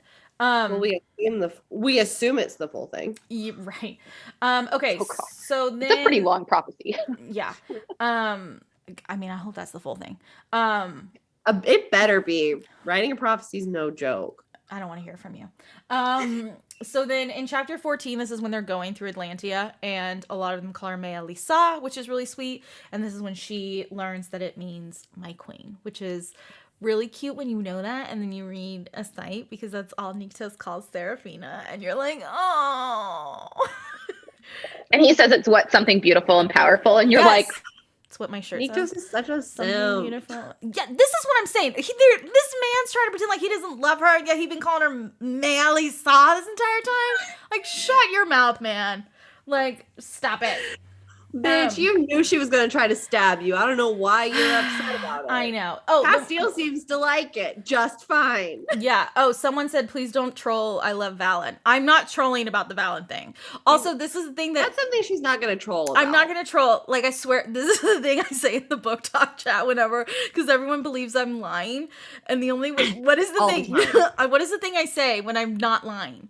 I swear on Rowan's life. I swear on Rowan's life. So I swear on Rowan's life. I swear on Rowan's life. I'm not trolling about Valen. I really do love him in the War of Two Queens. I really like Valen, and I think it's important to note that like Poppy has already lost her father figure, her actual father, or her father, the guy who raised her. Yeah. Her actual father is literally a cave cat that was abused by someone and kept in a cage. Yeah. The guy who raised her and taught her how to fight has been killed. And then Alistair, who she thought kind of could have been a father figure for her, is also now dead and was a total traitor. Yeah. That's 4 potential father figures that have left. I think she deserves to have a good father-in-law. Can we just let her have something? The other thing too is like, I really am curious to see how is his name Iris? Does he say Iris? Is that how you pronounce it? I always said Iris. I'm really curious to see if I'm assuming we will one day get an Iris Poppy interaction, because I feel like he's gonna feel us. I have this instinct in me, and I swear on Rowan's life I don't know, but I'm being like genuinely like theory spiraling. I feel like he'd be extremely overprotective of Poppy because of the fact that she comes from Isbeth and like all this stuff. Like he'd want her to feel loved and safe and all that stuff. And I don't know if he'd be overprotective, but she's going through a war to get him. He's been wronged by Isbeth. So somebody just said, "Wait, who's Iris?" Poppy's father. That's Poppy's father. It's that's Malik's brother, the cave brother. cat. He's the cave cat. He's the cave that cat she sees. before, Cass. Yeah, you find that out at the very and end. we all want to die. Yeah. Gilded. I feel like yeah, I don't know. I just I really want to see that. IRES. Someone probably just it's IRES. That's right. I can't keep the twins straight. Neither can I. Okay, so then we go to chapter 17. This is the first time they bring up Miss Willa, which I really loved. This is when we discover Willa Collins. This is when we discover that Willa Collins is one of the council members, and that she's a changeling, which was also kind of fun. And then Cass has the incredible feeling of wait, is this the same one that wrote the book? Isn't that in this chapter where he's like, wait a minute? I think it is, but I'm not 100%. I think it is. When he says he thinks she might be Atlantean, and then... Oh, so this isn't the one where they have that... This is the one where they're just assuming that Willa Collins, but they don't know she's the changeling. Yeah, well, and they don't... She's also... I don't think she's a changeling, because when she asks her, she says, that's what some people say. That's what her response to, oh, you're a changeling. She says, that's what some people say. I got a whole thing with Willa Collins. Oh yeah, you're gonna need to let Kate. Well, wait until we go. Okay, until we get there later. End about Willa Collins, because Kate's theory about Willa Collins, y'all, top tier. Okay. Okay, so then they talk about Eloana and Malik, and they do explain that they did love each other, which I think is something that a lot of people do need to remember. Is that this goes back to the fact that we all don't think he's a villain. We think there is more to him than we realize. We also know that there's the Heartmate Trials are mentioned in this, but obviously with the gods sleeping, they haven't had any Heartmate Trials in all this whole time. At least that's what we're assuming. And then there's also the joining, but they're not sure if that will even work at this point because they haven't seen it done with someone of basically with a god instead of it being an Atlantean. So they think it might work, but they're not 100% sure if it'll work. And then it says, Kieran then goes over to explain that his ancestors were wild and fierce, loyal to their packs, but the Kiyu were driven only by instinct, survival, and pack mentality. Everything was a challenge for food, mates, pack leadership. Many didn't survive very long. The Kiyu were on the brink of extinction when Nyktos appeared before the last great pack and asked if they protect the gods of the children in this realm. In return, he offered human forms so they could communicate with the deities and have long lifespans. That was definitely Nyktos. I was going to say, I don't think it was Nyktos. Does anyone here think it's actually Nyktos? I don't. No, I think, yeah. It's freaking Seraphina. It's Seraphina. Yeah. And so, and then also... Kate also thinks that she accidentally created them. Well, that's a question. I don't know. That's a crack theory. I mean, I don't think it's I don't think it's far off. I really don't either. She accidentally ascends Bele or Belle or whatever. Yeah. And so I wondered when she saves that one wolf in the forest, if she accidentally ascended it and didn't even know. Right. But I also just in general, I think it's interesting that when Sarah uses her power, the Draken do this trill. Yes. It's similar. When Poppy uses her power, all of the Wolven also do stuff. It's that goes back to the way I was describing down to the Craven before. It's you've got the actual Ember of Life and Poppy and in Sarah, and they give that gift to these creatures, and then they have a mortal form and their creature form or whatever. It's Okay, so there's a lot of information in this chapter about the Wolven, and so I'm not going to go into all of it, but basically a lot of it just has to do with the fact that Wolven are not, I think some people before this book came out were are Wolven viewed as inferior to the Atlanteans, and that's not true. They're viewed they're on equal playing film. Some of them are lords and ladies of Atlantia. They have just as much power, I guess, as an Atlantean does. In fact, a lot of them even consider themselves Atlantean. It's just the difference is that they are usually bonded to the elemental line because they're the closest to the gods at this point. So, which I think was a thing that a lot of us understood. And then repeatedly, which we heard this also in A Kingdom of Flesh and Fire, that there is a land issue. They're running out of land, and that was another really important thing. Chapter 18, this is when we see how do you say this? I say Giram. I say Giram. I don't think that's how they say it in the audiobook. Germ. It's definitely not germ. I know. You say germ? No. So I don't think in say the one of word her out lives- loud. It's just how in it one of- read in my head. Got it. In one of her lives, I'm pretty sure JLA said grim, and I'm like, then you put the Y after the R. If you put It's the Y the before same the R, it's thing. grim. It's I the say same thing with how she spells vampire, which is just like the like wrong way of spelling vampire. Yeah. I love the Why? woman, So but I some say of the Guillermo. spelling. It's the same thing with Sarah though. Like in any fantasy book, you can look at the spelling and be like I remember I could not get past the way she spelled hell in Crescent City. I literally If anyone was in the Discord when I started Crescent City, I couldn't get past page 2 because I was like, why is hell spelled with one L? Like why? So it's the same thing with JLA. A lot of people are in the okay. I'm not the only one who says germ, so I will take that. Good for you. Shut up. But there are a lot of people who say grim. Okay, cool. So they attack. They smell of stale lilac. And there is a black Ew. oily substance. They shatter into purplish dust. They have no nose, no mouth, slits for eyes, and they have masks, like dissenter masks. And Valen comes and tries and also attacks. And if I remember, Poppy's only wearing Cass's shirt. Oh, somebody said yerm. I like that. Yeah. Silent G. Yeah. I could get behind that. Yeah, But I could see that. I just love that, again, Poppy, who went from literally covering her entire body, is just wearing Castiel's shirt, fighting all these things with her father-in-law just chilling right there. Yeah, and at the end, he's like trying to talk to her, and he's like, "Do you want to go change first?" And she was like, "Well, honestly, I'm never gonna like forget about this moment. So you might as well just talk to me. It's already happened." Yeah. I think this is honestly, I feel like it was this moment and the moment before that really solidified Valen like loving Poppy. Like he was just like, "Yep, this is the right woman for Cass." Like, well, and if you think about it, Castiel's shirt is probably freaking huge. oh yeah, Right. Right. It's like a dress. Right. Somebody goes to said him. I pictured no face for these things. Yeah. So you know Same. in Doctor Who, the Don't. with the tally mark. Don't. That's exactly what I freaking pictured. Oh my god, those are the worst. They're the worst. What are they called? They have You always forget them. They So they do. I mean, They have it makes the sense that I tally can't marks remember. on the arms. The tally marks ones. Somebody in the comments. They help have us they all wear out. they wear the masks. It's not masks. They have no face. No. It's silence. Thank you. Oh yeah. Wait, but I was also thinking of isn't there another thing from Doctor Who where they wear these like masks and they take them off and they also have no face? Okay, the silence. Oh, I forgot about the silence. The silence are creepy. Can I tell you? as hell. It's off topic. Would totally do Sorry. a Doctor Who marathon because freaking love. Let's that shit. do it. Yeah.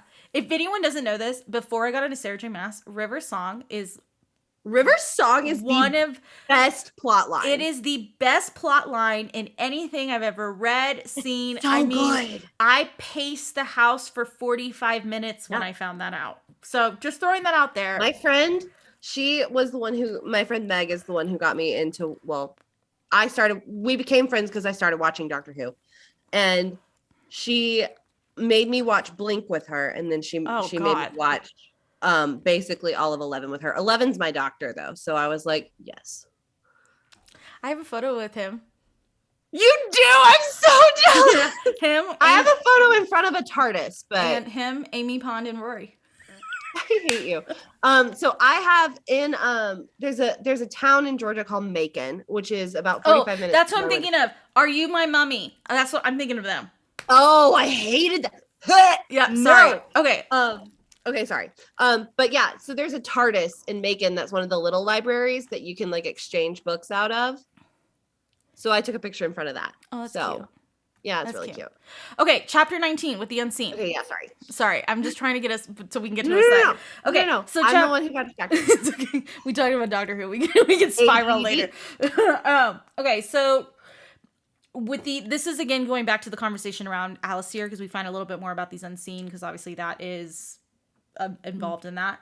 It's an ancient brotherhood originated from at least 1,000 years ago. Several generations of Atlanteans were born. Other bloodlines took root roughly around the time that the deities began to interact more with the mortals who lived in the lands of Atlantea's borders. The ancients began fearing the Atlanteans. So it goes back to kind of what we've all talked about, which is in a lot of these stories, even in ASITE, we find out that the deities can kind of, even the gods can go a little crazy. So that's why they go to sleepy sleep. And the unseen are really there to make sure that they go to sleep, because if they don't, they fear them. So,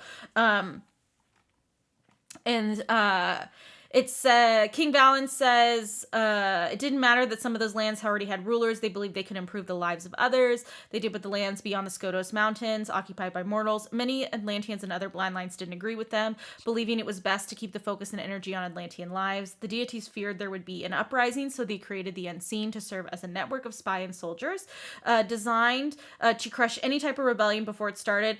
That was done by keeping Unseen members' identities hidden. That way they could move undetected. And then they're essentially just extremists. And that's at the end of the day, they're an extreme group of Atlanteans / other members. I don't think there's any Wolven. Well, I mean, besides Alistair, but I don't think there was any other Wolven listed with the Unseen. I don't think so. Yeah. They swore an oath to the crown and to the kingdom, not to the heads that they sat on. So this goes back to what Kate was saying earlier. So they essentially believe in the crown, but not the people that are there. And they are really there to basically destroy Poppy, because they don't think that she should be on the throne because she's a god. Then it says that they chat with Kieran, and oh yeah, they are all in the beta chamber. I'm now reading Kate's notes because this is where I stopped. So, oh no, my spice notes for chapter 20 are kind of... No, it's fine. I was like, just so you know, this is now where I'm like, oh, Kate's notes.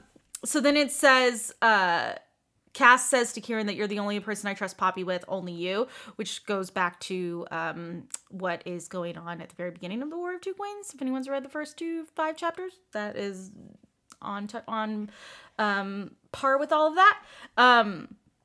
And then we're going to go to chapter 21, which is when they go to, or when they find out how to get to Elysium. This is the first time too that I think the end of chapter 20 ends with them discussing Elysium, and they're like, wait, it's actually real. And then Jasper explains in 20. Yeah. Okay, good. I was like, am I remembering that right? Yeah, he explains everything. So he says that it's more than just words that have hidden Elysium's location. It's well protected by land and sea. There's an ether-like mist just like in the Skotos Mountains. And then Jasper nods and said, as both my sons and Cass know, the sea is too rough to travel once any ship nears the Elysium coast. So essentially what Jasper's telling them is, I'm sure there have, and Cass and Kieran both explained that they've gotten close to it, but they've never actually traveled with it. And they do think that at this point, right, they think that if they go with Poppy, they should be able to travel to it because, okay, I was trying to remember. They also, some other people who know how to get to Elysium, it is a few other Atlanteans, so there's quite a few members on the council that probably know. And then this is when we get the whole Wilhelmina, they realize Wilhelmina is part of the council. This is one of I'm sure like everyone's favorite conversation, because Cass is like, wait, it's the one from the book? Like, it's just like a really great little moment. Like you said, Jasper says she's of the changeling bloodline, but then they kind of wonder if that's true or not, but it explains a whole lot. They say that she's really old. She could be pushing 2,000 years old, which means she should be alive in A Shadow in the Ember, but we did not run into her. Fun fact, if you go back and you look at the quotes that JLA releases, there was a Wilhelmina quote that ended up not being in A Shadow in the Ember, which I was so bummed about because I really wanted to see Wilhelmina, so... Maybe we'll see her in... I hope so. Yeah, I hope so.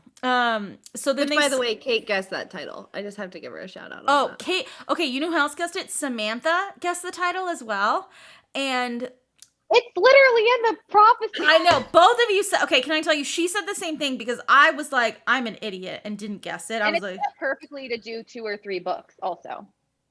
What would the third one be? Hold on, let me pull up where's the prophecy. Hold.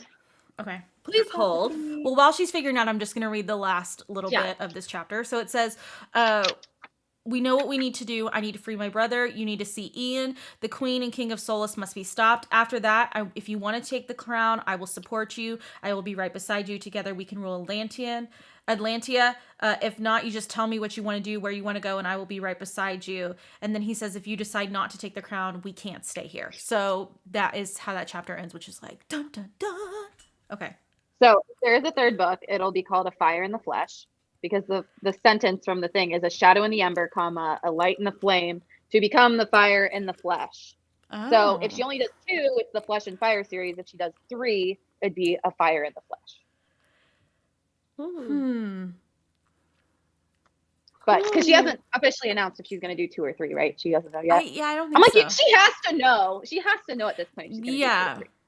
Yeah, I don't know. But I think it'll be 3. Okay, so chapter 22, I'm only going to go over the part where she is saving the child. So I'm skipping all the beginning parts of it and just talking about once they find out that there's a child and she's been injured from a carriage.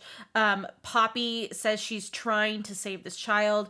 She says her skin is vibrating, her chest hummed, like 100 birds were taking flight inside of her. Sharp inhales echoed around me as a faint silvery glow came from her hands. Good God, someone rasped.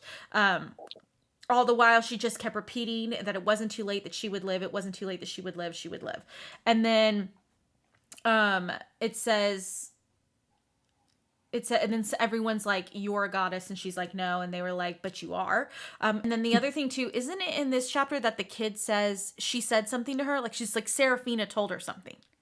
Right? Yes. I have that noted. Where'd it go? Okay, because I just remember that little carriage accident. Oh, it's in 23. Oh, when she wakes up, the girl tells her mom. She said I always had the power in me. Okay. Also, I thought it was super cute at the end of 22, or it wasn't at the end. It was in the middle of 22 when they got there to go help the girl with the carriage. She her and Cass were on settee, and then Kieran was like going to help her get down. And Castile was like, do you have her? And Kieran said always, which was like exactly what as like Victor to Cass at Ryland's funeral. And I was just like, oh, my heart. I forgot about that. It was like, I noticed that. I need like team thruple. Because forget the joining. I don't care about the joining. I want like a full-on thruple with them. I know. I just like she's they're setting up for a thruple. There's no way. It's so cute. Okay, sorry. There's no way we don't get a thruple out of this. Oh my God, it's so cute. I literally can't. Like, it's so freaking adorable. Even though, you said always. That is the only time in a book that I have enjoyed the word always used. And yes, Harry Potter, I'm looking at you. Yeah, I wasn't. Yeah, well, that's a whole other. Yeah, we're not devolving there. Yeah, we're not. No. Okay, then chapter 23. I'm just gonna talk about the painting or the mural with the cave cats. So stopped in front of the charcoal drawing. Some of it had faded. It was clearly sketched of a man seated upon a large throne. It lacked of features. Told me it was Niktos who sat there. Same thing as we see in A Shadow in the Ember. His features are usually not seen. But what sat at his feet snagged her attention. 2 large felines before him, their heads tilted in his direction. My eyes narrowed and I cocked my head. Is this a really old drawing? Castile said. Supposedly a drawing of one of the deities. I took a moment to realize that those sketched cats remind me. Are they cave cats? I don't think so, Kieran said. They look like them, I said. I saw them once. I frowned. Or maybe more than once. Where did you see them, in a painting or a drawing like this? No, there's one caged in the castle. What? What? Somebody said in the comments, if we get a thruple, I'm twerking in the breeze to Enya's only. Oh my God. I really love it. I'm sorry, I can't. I'm crying. That one tickled me. Chelsea, that was top tier. Yeah. I don't think that's what you saw. So they're essentially arguing with her about like she didn't see the cave cat. And she's like, yes, I did. And then why is it that nobody believes Poppy? No one ever believes Poppy. And then they say, no, they roamed the wastelands. Who told you that? Castile asked. No one told me that. It's just, she trailed off, in her gaze, she returned to the drawing. It was something that she had just known. But in reality, it wasn't an ascended who had said as much. The queen had told me that when I asked about the creature I'd seen in the castle, why would I lie about something like that? Kieran snorted. Who knows? Maybe they have erased entire gods and created new ones that don't exist, like Paris. Or Paris, I don't know how you say his name. I think they just like to make things up, which if you remember in From Blood and Ash, there's that huge list of gods at one point, and he is the only one listed that's obviously the fake one. All the other ones are gods listed that we meet in a site. So it's very interesting to see kind of this whole thing kind of come around. And then it says, but I think the two felines are supposed to symbolize the children with Nyktos and his consort, which we end up knowing is true. I don't remember, this is off topic. Do we know if Malik, does he take the form of a cave cat, or I thought he was different?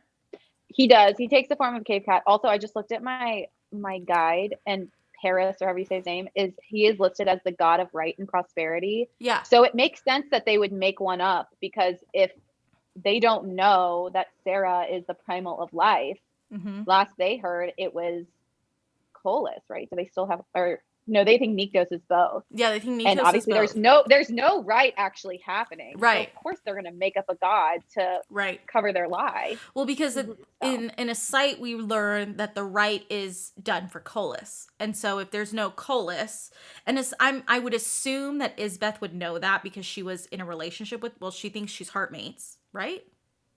Does she think she's heartmates with Malik? With Malik, yeah. Okay. With Malik, yeah. I know she mentions it in chapter 1, but I don't know if Malik knows about. I don't know what Malik and Iris know about Colas. I would assume they would know who he is because it's their uncle. Well, their great uncle.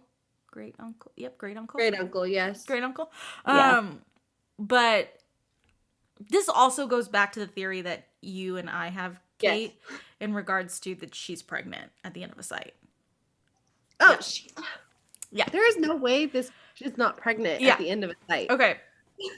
I literally just put under chapter 24, I just wanted to note that she watches Karen get a BJ. Woo! Yeah. I just took a sip of water. Why you gotta do this to me? Yep, perfect timing. That's all I wanted to know. She watches it. She watches it, and she also sees the married couple having a threesome. Yes. And she asks Cass about it, and he's like, "Oh yeah, I've done that before, but not with Shay." And that he says he only wants, like, he's like, all he ever needs is her, but like also he needs some Karen. Thruple. So. yeah. He but says also thruple. He says that he only ever needs her, but like we could add another male to the equation, not another female. So that's fine. That's well, he said, I want to do everything imaginable and things no one has thought of with you yet, but I only need you. So he wants to do stuff. God, that man has a way with words. Who's at the top right now for you? Is it still Hunt? Who, me? Yeah. Hunt. My top is, I don't know. I like Nico more than Cass. Yes. But I'm in love with Rune right now, so I need to see more of him. Welcome to Rune in the crew. Welcome to Rune in the crew. Honestly, I love. Well, I mean, we know my top 3 is literally Hunt, Castiel, Cassian. Like it's the Casses. Yeah. And the Casses those only are all the same recently person. got dethroned. Those are all the same person. I know. Mine. I have a type. I'm very aware. So I love Az. I love Rune. Like it's very much like that vibe versus like. Well, I mean, Az and Rune are also on my book boyfriend list. They're just not top 3. They're top 5. I'm pretty sure. Okay, well, all I know is where Rowan is. That's all I know. Rowan is never going to move for you, and I love that for you. I genuinely do. I wish that was the case in my life. He's never going to move. And I feel like now it is just out of stubbornness. Like, I just won't let him move. Yeah. Like, no way. Rowan's higher on my list than Avery's. Rowan's in my top 5 for sure. Oh. Rowan's way above. Rowan's number 6 in mine, I think. Yeah. I wrote it down. Let's just be honest. Really quickly, I just want to quickly say, someone said this in my TikTok today, and I just want to, I don't know if I want to start a fight on TikTok yet, but someone literally. Start a fight here.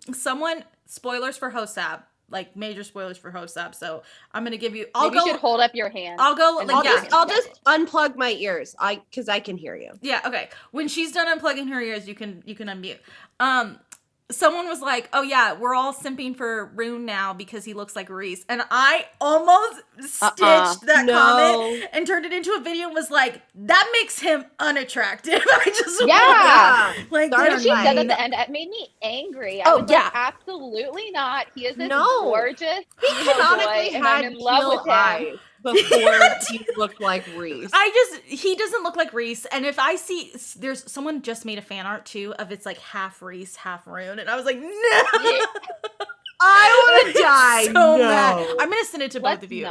Because please send it, please. Because I don't know if I want to see it. It's horrendous in my eyes. I want to die. That makes me want to die.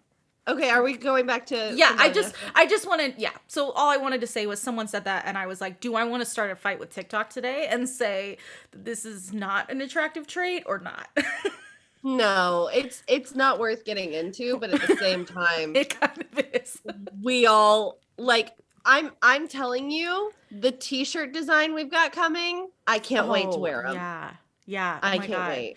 I should work on those tomorrow. I'll work on them with you. Okay, cool. Because I should do that. Okay, we'll tell you about that later. Oh yeah. We'll send you. We'll send you some sketches. We'll send you like some sketches for sure. Well, okay. she's got a hand in the graphics world. Yeah, exactly. So we'll send you the sketches. Yeah, we'll let you know. We'll find out what she thinks. Because she'll be honest and tell me if it looks like crap. So, okay. So chapter 27. Which we're really skipping, but that's fine. That's fine. So this is obviously when they talk to Castiel's parents, we find out a little bit more about if Cass's parents knew about Lockswood. They basically say they did, but they didn't know the full context. They kind of like go around it. Like, yes, they knew that it was a child of Malik's. No, they didn't know it was her. Like, it's a weird way of like wording it, but I'm essentially like, you basically went into this knowing you were going to kill a child. That's basically what they knew. Yeah. So it was a little messed up. They also are a little confused as to how Malik is involved in all of this because he should be entombed. So they don't know how he sired a child. It does say that they did use the bone chains because it was extremely difficult to kill him. Some would say it was impossible without another god. But it was 400 years ago. It would have taken more than half those years for him to become weak enough. At this point, he's essentially dead. Like, if he's alive, but he's dead. That's kind of the gist of what I've gotten from all of this. So, can't wait for that. Creepy. So, and then we also... well, okay, I have a question. I don't know if it's like an actual... Okay. Do we think he's already been awakened, but maybe not by Isbeth? Because we know... Sarah, control your face. Quentin said he saw a cave cat. Yeah. When he was in, Sands Cove? Yeah. Sands Cove? Yeah. So part of me is like... Could he be awake? Could he already be awake? Because if she wakes him and he's been in this state, he's going to be ravenous. Right. He's not going to be like able to function. So you almost hope that he's been found by someone else, which, this is the whole thing. Oh, I'm enjoying this. Well, no, I'm just thinking, because I was thinking that the dark one was Isbeth and Malik's son. So what if... Wait, who do you think the dark one is? Isbeth and Malik's son. Okay. So so he would have like God blood in him too. He could totally have awakened Malik. Okay. Moving on. Sorry, I was just thinking out loud. Okay. No comment. No comment. See, it sucks, right? She like invites you to come hang, and then she knows things, and then she's just like, "Okay," and you're like, "How do I work with that?" Well, I like the theory. Like that's what I will say. Like I think it makes a lot of sense because I to be totally honest, like ending this book, I had a lot of questions about where Malik was. Because if he was entombed in the bones of the deity, which it sounds like he is, and all of that, and he's in this forest, which at the end of the Crown of Gilded Bones, she has a general idea that that's where he is. Like Poppy does at least. Yeah, he's in the blood forest, yeah. It makes me wonder, is he really there? Or is it just the residual effects of him being there and he's no longer there and he's somewhere else? But then I also wonder, because of the way Niktos and Nektis talked about him at the end of this book, wouldn't they have tried to have gotten him? Yeah. Well, they said he was fully lost. So that's the other thing too, is like, Right. obviously, like if Colas is still in play at this point, which I think he is in some way, he would know that blood trees signify that a god has lost blood there. So like pretty much anyone from his court could have also gotten him, which could be why they called him as lost. Well, and didn't they also well. imply that Jadis, the reason Jadis is missing at the end of this book is because, I can't remember, was it because she went with Iris, or is it because she was She went with Iris, yeah. And they were looking for Malik, right? Yeah. Yeah, there wasn't they don't know why they left. My assumption, which I know you shouldn't ever assume anything, is that Isbeth probably tried to lure them out and said like, oh, I know where Malik is, or like promised them Malik, and then was able to capture them. So. Right. I just always assumed that they were trying to get Malik back. Yeah. Yeah, whether they were looking for him or they were trying to meet like with lure Isbeth to negotiate to get him. Yeah, whatever. Yeah, I think so. Somehow they were. Okay. It says that the gods... Oh, I just accidentally... We were on 27. Thanks. Talking about Malik. I'm like, it just went all the way to the top, which was not helpful. Malik could also bring people back to life. And when Malik ruled, the trees of Eos were also red. Yeah, so Valen explains that they feel like this is reflects where the throne should be headed. And then they do confirm in chapter 27 that the gods do need to feed if they are injured or overexert themselves, which is something we do see in A Shadow in the Ember. So not as regularly as an Atlantean, but they do need to feed. And then it ends with Poppy and Eloana together, which is chapter 28.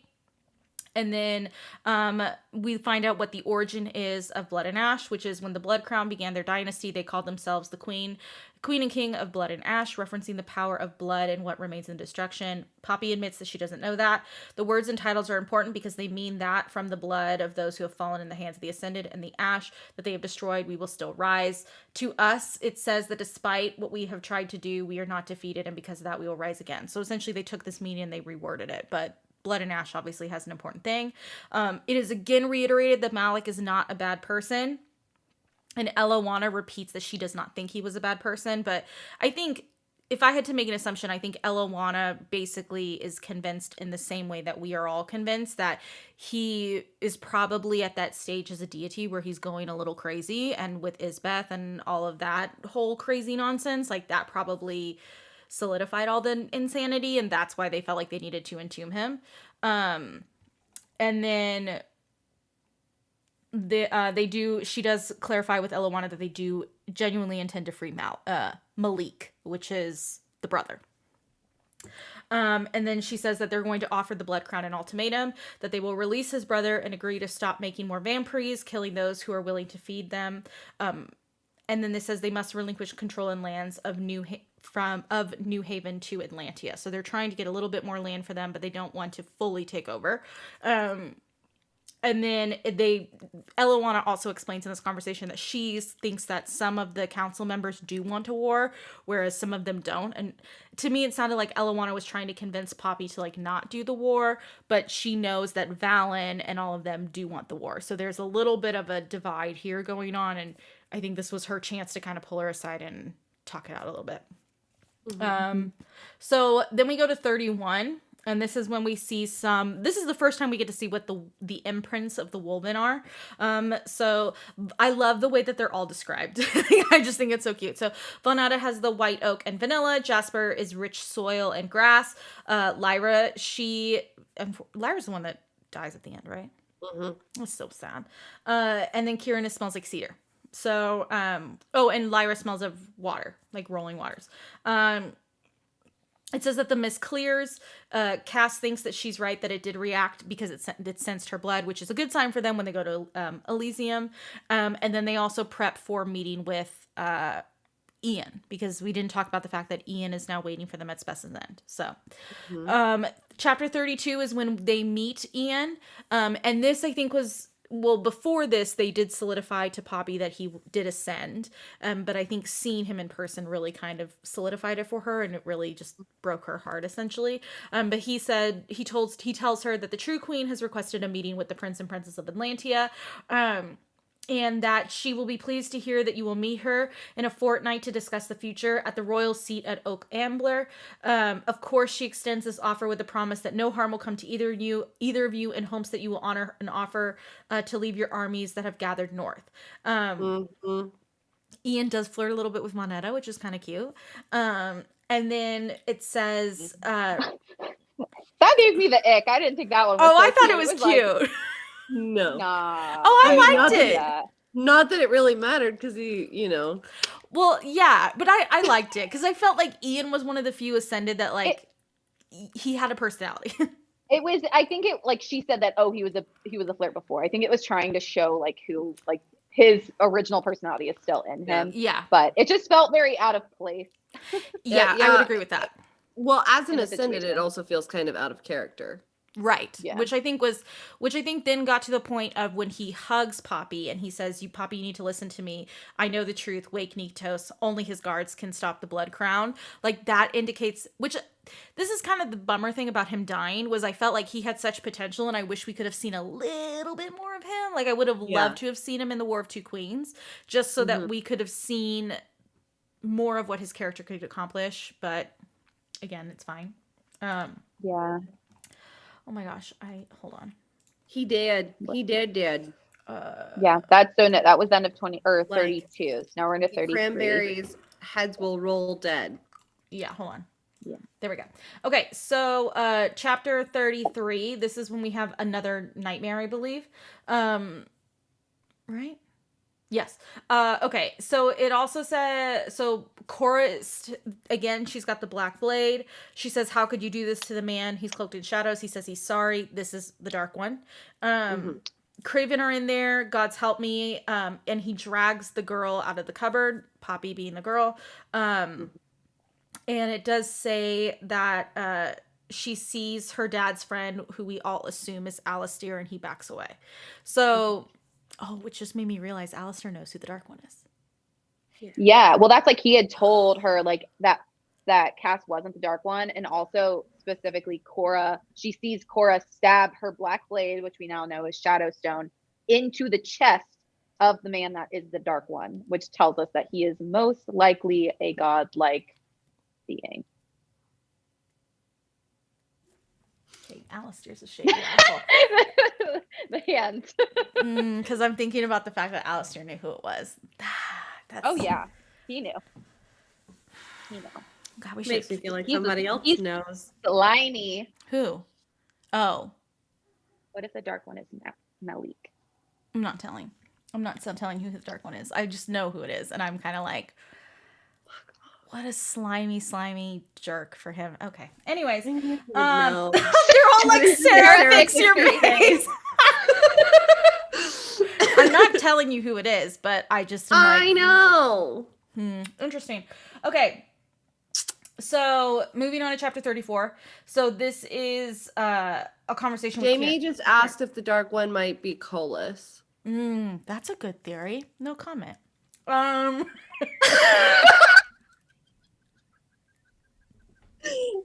That's a good theory. No comment. Moves on.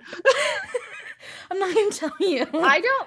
I feel like it's not just because the From Blood and Ash people don't know who Colas is, and I feel like it has to be someone they've already. But as I have indicated, it is very important that you read Shadow in the Ember. I feel like there's gonna be some kind of red herring nonsense, and maybe who you think is the Dark One is not actually the Dark One. I'm wondering if it's someone that we saw in the first chapter of. Wait, who I think the Dark One is, or like no, not who. In general, like both Avery and I have read the first chapter.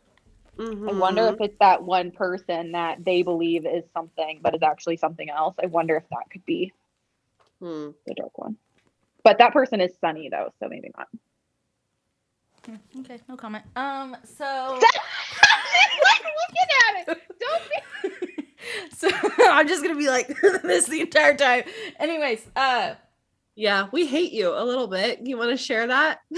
Yeah, you want me to? I can read it. I can read it out loud for you guys after this. Oh my god. I'm gonna have to go to bed after this. I gotta work tomorrow. Yeah. Did you at least read up to chapter 5? No, remember we only read No, chapter one. we've only read the first chapter. I refuse. Mm. I refuse to read the first 5. By the way, just But- to show you guys, this is just chapter 1, but look at how pretty the headers are in the book. Ooh, Ooh. Just a fun little I fact. like that a lot. I know, they're very pretty. Okay. So 34, she talks to Kieran. I love this chapter because this is when we meet his mother, and his mother's like the best. Like Kieran's sweet. mom is like so freaking cute, She's the freaking best. and I love that Kieran she's like, holding her knitting balls for her. yes! And I just love that, like, later on when they decide to make Kieran their, what do they call it? It's like their Advisor? Yes. And he's like, I want my sisters there. And I'm like, oh, Yeah. cute. We've only met his one sister, so I'm excited. To meet the baby. Yeah. The little baby. Oh, it's gonna be so cute. Okay, so this is also a really interesting chapter because we do find out that Kieran did love someone, but she had an inheritable disease. And it goes all the way back to the Kiyu wolves. It attacks the body and shuts everything down. And then Kieran has this beautiful quote. It says, Poppy says you fell in love with her, with knowing that you would lose her. And then Kieran says the heart doesn't care as long as you may have with someone. It just cares that you have a person for as long as you can. We love him. I don't know why, but on the reread, I loved Kieran so much more. I was like, Yeah, absolutely. I was so focused on Cass the first time through, and I think, he's so Yeah. good. the secondary characters shine Yeah. on the reread. This is also when they're attacked by some of the unseen again. And then Poppy decides to fight with her blade, not with her powers. But there is a primal power of the gods that invades her senses. Again, we see the silvery whites, which we see this in ASITE as well. So it's clear that this is where the connection of the two. And then bones crack, backs twisting, all that fun stuff. Chapter 36 is when they're crowned, which was like, I hate to say it, but it was like really anticlimactic. Like, I thought it was really was. I was gonna be this big grandiose thing, and it was like, well, it's fairly simple. There you go. Yeah, here you go. Like, so they are crowned in front King and of Queen now. Bye. Princess Penelope and her husband Prince Castile. So yeah, I was gonna say, like, I feel like it's giving, like, well, I guess it would be a Throne of Glass spoiler. So I don't know. Oh, somebody said, I don't think you guys talked about how Kieran was ready to punch Cass when he found out he slept with Poppy and yeah, we didn't, but that is also really funny. I think Kieran at that point in the story was like, dude, you are messing with fire here. Like, do not touch her. Yeah.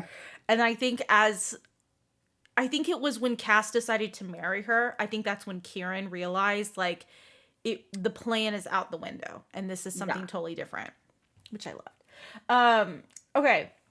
Chapter 37, this is when we're introduced to all the elders. When we're also introduced to some of the members of the house, because we find out that they're currently in the process of moving people around. So Castile and Poppy finally get the king and queen quarters. I also loved in this chapter that we see some of Cass's personal effects, which is like a book and then the little wooden horse, which is something that, isn't this the chapter where we see that? And it's like the one that Malik made him, which I love. So Lord Ambrose, he is someone who does not like Poppy, which, we love to see it. And then Castile has the iconic line that says, "You will bow before your queen, or you will bleed before her. It is your choice." Is that with my blanket? Oh no, my blanket's different. I have one up there. And so my man, I get to wrap up in my man's quote. Yeah. And then they also talk about the fact that they are going to go to Elysium. And so they say, Willa is the one that interrupts. I also love this whole thing because if I remember correctly, Willa's like drinking whiskey and is like irritated at all the old men in the like. I freaking oh my god, love yeah. her. Like if I didn't She's love her amazing. from the diary, I loved her from this interaction. So just throwing that out here. And then the one thing Willa does say is, whatever you do, do not enter Delos, the city of the gods. You will know it when you see it. If you enter it, you will never return. So this is just a quick reminder, which I don't think we talk. Yeah, we don't see this in ASITE, right? No, but this would be a great time for my Willa theory. Oh, okay. Go ahead. I'm going to grab my blanket. So you go for it. Go for it. Okay, so basically when we talk to Willa, she says that people believe she's a changeling, but she's not, but she has these great seer abilities. And based on her age and the fact that she has like all these details about Elysium that other people don't know, she obviously has been there and knows what's going on. So my first thought is that she is probably a god or a descendant of a god, maybe a godling. And with that, I believe that her lover is the first Atlantean, because specifically did we talk about this in Crown of Gilded, or in what book is that in? The Which second one? The Heartmate stuff. Oh, the second The one. Heartmate stuff is in Flesh and Fire. Yeah.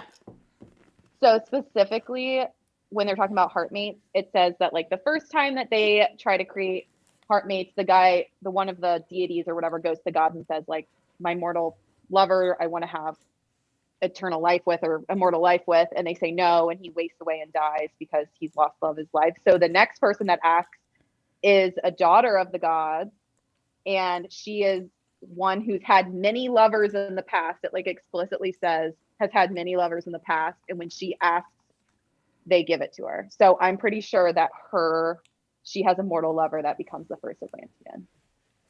That makes sense. That's my whole thing. Listen, Oh, and I also think that she might be the daughter of goddess Penelope. But that's a cat theory. oh, I like that. I like that a But lot. I literally have nothing to defend that. I think that's just a crack theory. I mean, I love it, so I'm here for it. Okay, chapter 38. This is more information with Willa. This is when we find out she is the woman at the Red Pearl, which gotta give it to JLA. This was such a great little twist that it was. Oh yeah. I think we all, some of us saw that coming, but I think when it was solidified that it was her, it was like so satisfying that it was Willa Collins, and we all just really loved it.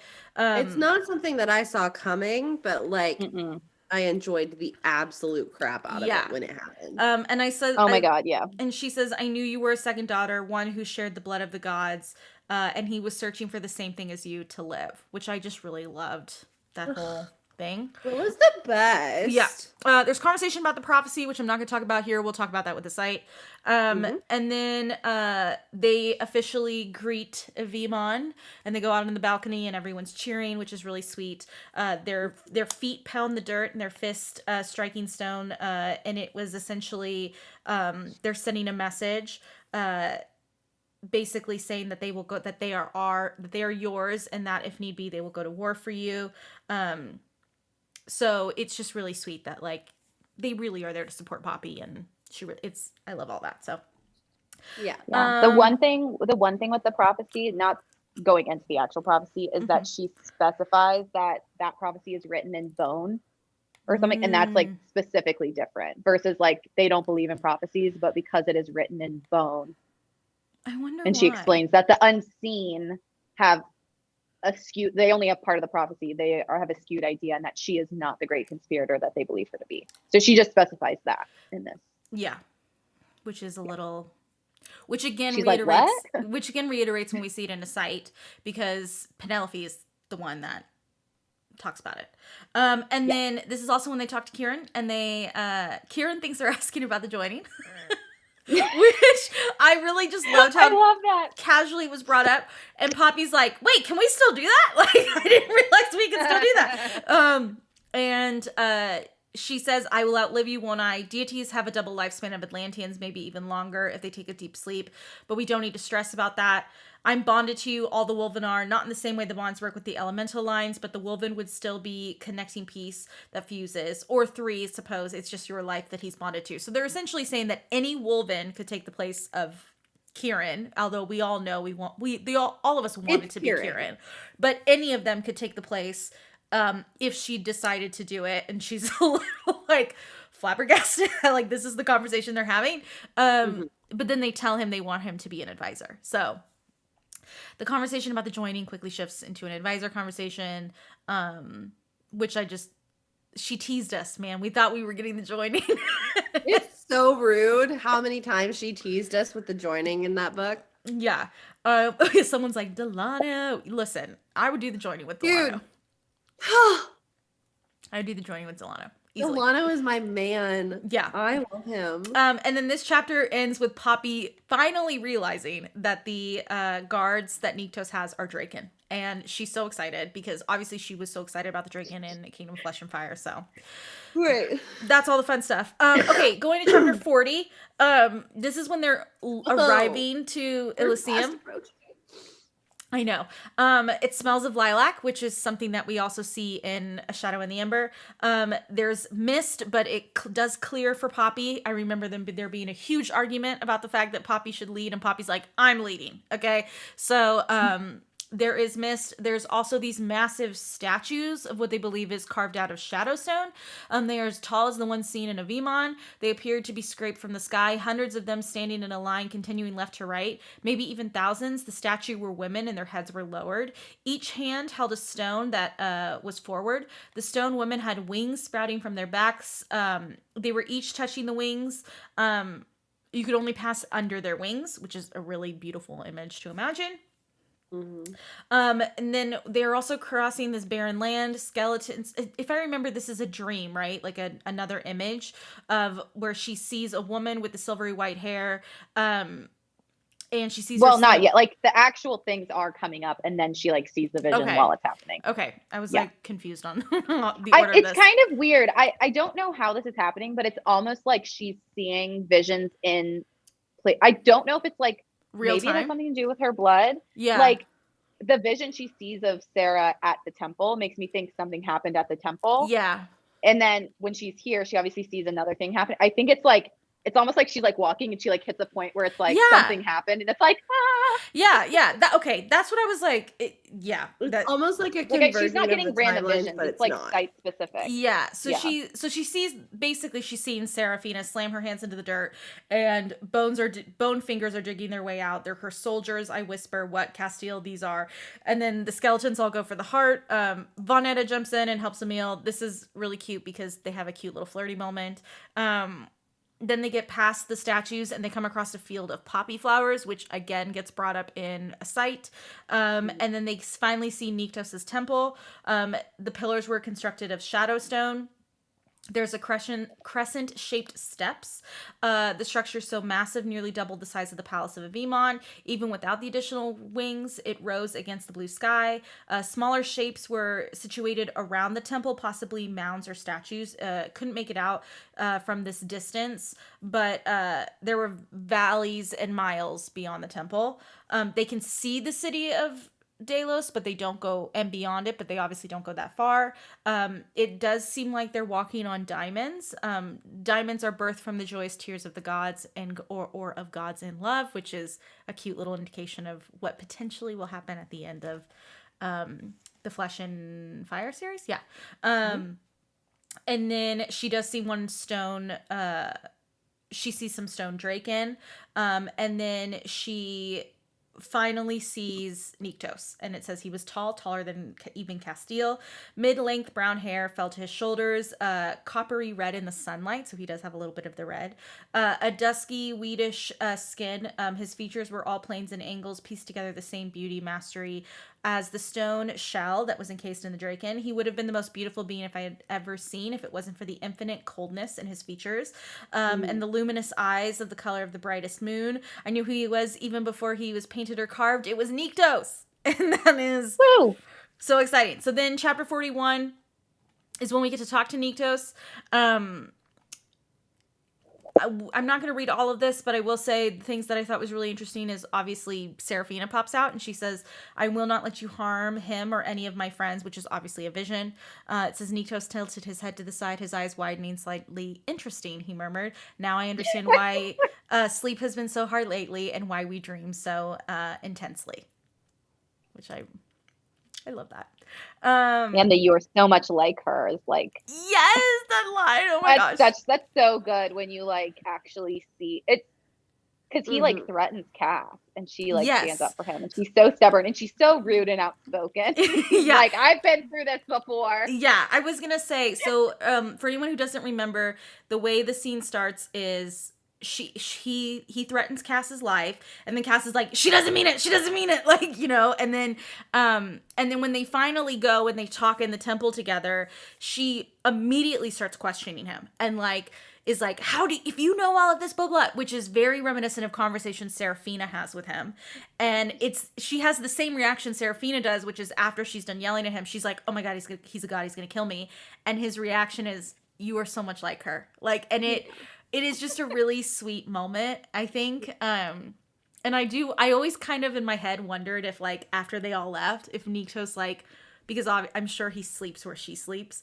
And so I wonder if he, like, I hope so. Right? Like, I hope they're like right next to each other. And They're like cuddling, yeah. And like, I just imagine him getting in the bed with her and being like, okay, I get it now. Like, you know, like, she's like, I can't wait for you to meet her. Like, yeah, because talk about like an God. interaction that I'm dying for. It is the Serafina Poppy interaction, because that is, oh my god, it's gonna be so good. Be like butting heads, but also like perfect at the same time. I kind of hope, I don't know how it would work out. I just really hope that when she meets Sarah, it's separate from Iris coming back. Yes. Because I don't want the attention to be split. Like, I really want to have like her full moment with Sarah. Yes. And her full moment with Iris. I don't want them to be all combined. Well, I also think the thing with Serafina is, and I felt this way when I read ASITE, which is, I feel like if Poppy meets Serafina, it will be like a little bit of a confidence boost for Poppy, because I do feel like there are still, like, Poppy's getting more confident. And I will say, especially after reading this book, like, I will tell you, like, you read this and then you read From Blood and Ash back to back and you're like, oh my god, you've grown so much. But like, there are still pieces of Poppy that I feel like she's a little insecure about. And I feel like Serafina can be like, no, stand on your own, you got this, like, we're gonna back you. Like, don't, like, Niktos seems scary, but don't worry, like, Granddaddy Niktos, he got your back, like, don't, you know, like, Granddaddy Niktos got your back. And I also feel like Serafina, like, I feel like if Niktos were to do all the things he did and Serafina was standing there, she'd be like, shut up, old man. Anyways, like, it would just, like, yes. You know what I mean? Like, it would just be a very different, and I feel like she definitely has that kind of attitude. I feel like also Serafina would love Castile. Like, that is another conversation that is just dying. I can't wait. And Serafina meeting Kieran, being like, all right, we did good here. If they get to sit down, Niktos would also love Kieran, because he is so much like Nectus. They are so similar. Yes. So similar. And especially because we all think that Serafina is the one that gave the Kiyu their lives, their lifespans. I feel like Serafina would be like, and it was all for this moment. So it would just be. Yeah, I think A Light in the Flame is going to be like I'm excited for it, but I think it's going to be one of those like sleeper books where like everybody who didn't love us, it's going to be like another Hosab where like everybody who didn't love ASITE is going to freaking love A Light in the Flame. I don't know if it'll be A Light in the Flame or it'll be the one post this. That A Light in the Flame is post that. In October. A Light in the Flame though is they're not alive. Because it's well, I know that. No, but like, I'm saying like it's gonna be the whatever book that follows that. You're in From Blood and Ash. Yeah. I was like, A Light in the Flame is next. No, it is next. But I'm just saying, like, because Poppy, like, I'm waiting for the interaction between Poppy and Serafina, and that's gonna come in this series, not in the other one. So well, I think that A Light in the Flame, in comparison, is going to be that second book that gets everybody to want to read the first book. Yeah. Unless people don't like pregnancy tropes, because it's going to have a pregnancy trope. Convinced. I'm convinced. Everybody just needs to go ahead and get their mind wrapped around a pregnancy trope for A Light in the Flame, and Castiel is losing some form of appendage. I think it's a hand. Sarah won't tell me. Wait, what do you mean? Okay, hold on. What do you mean about appendages? I don't think we talk about that at all, because that's from the spoiler group. That's like they don't. Oh, yeah. So, yeah, I wouldn't mention. I will say, if you've read the first 5 chapters, you do know the answer to that, but that's all you know. I'm annoyed. Yeah, I know the answer because someone posted it on the spoiler Facebook group, and they weren't supposed to. Oh, really? Oh no, I didn't see that. They didn't post it in. Someone had posted like something funny, and someone in the comments made a comment about it. And I'm like, seriously, it literally says like you're not allowed to talk about a current book for 1 month without spoiler warnings. Yeah. Well, mine is so just I know the first chapter that I read. Okay, but- I'm gonna try and get us through the end of this really quickly. So, yeah, because we've been talking about this for 2 hours and we're still on the complicated books. I know. Luckily, we don't have a lot to talk about in a site. We're just gonna mainly talk about the prophecy and all that stuff. But okay, so the last thing I want to talk about with Nikos is before she leaves, he says, "You were born of flesh and fire. You were born of flesh with the fire of gods in your blood. You are the bringer of life and the bringer of death. You are the queen of flesh and fire. Due to more than one crown, one kingdom. What you seek, you already have." And I cut it off, but you know the gist of it. Okay, going to chapter 44, this is when they enter the tunnels. And so we do see the cave cat. He has intelligent, knowing eyes. Her ether hums, but she can't explain why. She tries to reach through the bars to touch his fur. The cat shudders. A silvery white light is around his fur, and it transforms into a frail nude man. Oh, it's so sad. So it says he has golden skin, kind of a reddish hair, vivid green eyes, but he immediately transforms back into a cat. Delano believes he might be he could be a wyvern or a changeling. And Poppy hopes that she can come back and save him. At this point, she doesn't know that's her father, but that's who that is. Right. And then they run into a woman in the tunnels. This is the handmaiden. She has midnight black hair, and it's all combed back from her face with a thick braid.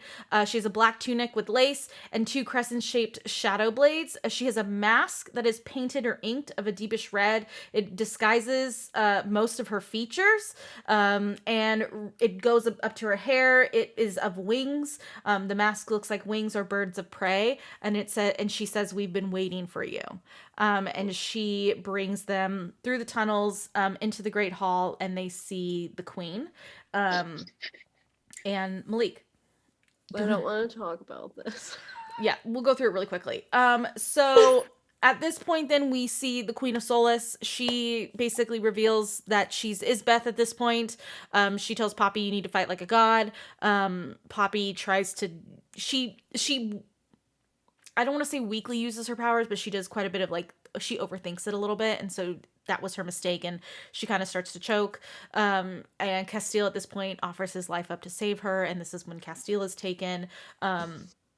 I'm skipping a lot of important stuff. Malik is there. It is clear from this meeting that he might have a thing for this revenant. We're not 100% sure. She shows them that... I forget, what does she cut off? Is it her hand? I don't remember. Stab? Wait. What is... Hold on. I have it written now. Hold on. Great Hall. Revenant demonstration. She shoved... Oh, wait. Okay. Oh, she just shoves her knife into her heart, and then she has Vanetta check on her. Okay. She says she has no heartbeat and smells like death. Okay. And then she comes to life. Okay. So she stabbed. Oh, and then they threatened to take off her head. Yeah, she was like, you can remove their limbs, you can catch them on fire, you can chop their heads off, their limbs off, whatever, they'll come back. Yeah. So hold on.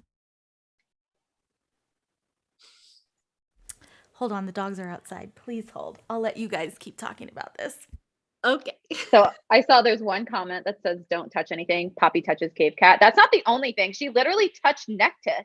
He was like a stone draken, and she touches. She's like, "Ooh, this is warm," and then he turns into a freaking giant ass draken. Literally always. Yeah. This is Ian dies too in this. Right? Yes, that's at the end of this chapter. He's dead. Yeah, now. we find out that Queen we witness is not. She is not a vampire. Right. And that her name is Isbeth. That's important. Cora and Leah are Ian's parents. Mm-hmm. And Cora was a revenant and a handmaiden. Mm-hmm. And she said that she destroyed her. She did survive the night at Luxwood, but she destroyed her, which at first I thought was probably a lie, but assuming that she has Jadis actually could have destroyed her. So Avery, cuddle your so too. blanket. Yes, don't worry. It's right here. No, guys, when I tell you, there's a reaction video on my TikTok, but when I tell you that I was livid at the at Castile being taken, there was a lot of screaming into my camera. I yelled at my friends who made me read the book series. I was like, this is BS. I hate it here. This is some like really bad cliffhangery shit and I don't like it. So did I get that on Etsy? My blanket, no, it came in my Bookish box. So I have the Bookish box YA subscription. So I got it in my Bookish box. I did pay for the Fairy Loot editions. They're up there. Just looking all pretty and stuff. Those are my floating bookshelves. But yeah, so Castile is my baby, and the fact that he is currently, as far as we know, being tortured. We'll get him back. I know. It'll be fine. It's not entirely Poppy's fault. She keeps touching things. She didn't get to go out as a kid and reinforce the whole we look with our eyes thing we learned when we're children. That's true. She's very curious. Correct. Yes, she's very curious. Somebody said when what? Okay. I have questions. Sorry, there's like a delay on this. Oh, okay. But yeah. Anyways, do you want to keep running through it so we don't, or do you want to do questions, or you want to keep going forward? Let's just keep going forward because we're almost done with this, and then we need to talk about ASITE, and she'll be back. Okay. So in chapter 40, I don't have them labeled as to which chapter is important, but 46, It's okay, we find out obviously that she is Isbeth. She was King Malik's lover, and that Cass's mom, Eloana, had poisoned her, and that's why he ascended her. But she believes that she is a god. She thinks she is made into a god because she was ascended by a god, and this is where we find out that King Malik was not a deity, but he was actually one of Niktos' sons. Let's see. We're doing people try to say like that's not how the end. Every chapter through the end is important. I'm sorry, my dog is a little asshole and was running around outside at 10 o'clock at night barking at everyone, and all the neighbors were like, can they summon that little dog? And I'm like, so how's it going? So we just said that Malik is actually a god and the son of Niktos, and that Isbeth believes she is a god. Oh, right. Okay, Isbeth believes she's a god because she was ascended by a god. First of all, somebody in the comments said, I think there's still a very good chance we get the joining and then Kieran is immediately killed. And I hate that. No. And then they say, expect disappointment and you can never be disappointed. Oh, are you guys talking about if the joining is going to happen? Yeah. No, I think she just saw something going to happen. Oh. No, Kieran's not going to die. Okay. If the joining happens in this book, she's not going to immediately kill Kieran. She's not going to kill him. I don't think she's going to. Yeah. What are you guys talking? No. Well, I don't think she's going to kill him, period, but she's definitely not going to immediately kill him after the joining, which is what is being suggested. No. Kieran's. No. I'll tell you that right now. No. Kieran's fine. No. Are you trolling? No. I swear on Rowan's life. Kieran is fine. Okay, so we finished the Chronicle of Bones? No. We still have 5 chapters. Wait, what do you mean we still have 5 chapters? Okay, wait. Cass is taken. We were talking about Isbeth and the fact that she thinks she's a god. Oh, right. Okay. And then at the end of that chapter, she cuts off Ian's head and tries to say it's Poppy's fault. Oh, right. Okay, and then Castile is taken. That in the Castile's next chapter. taken. Yes.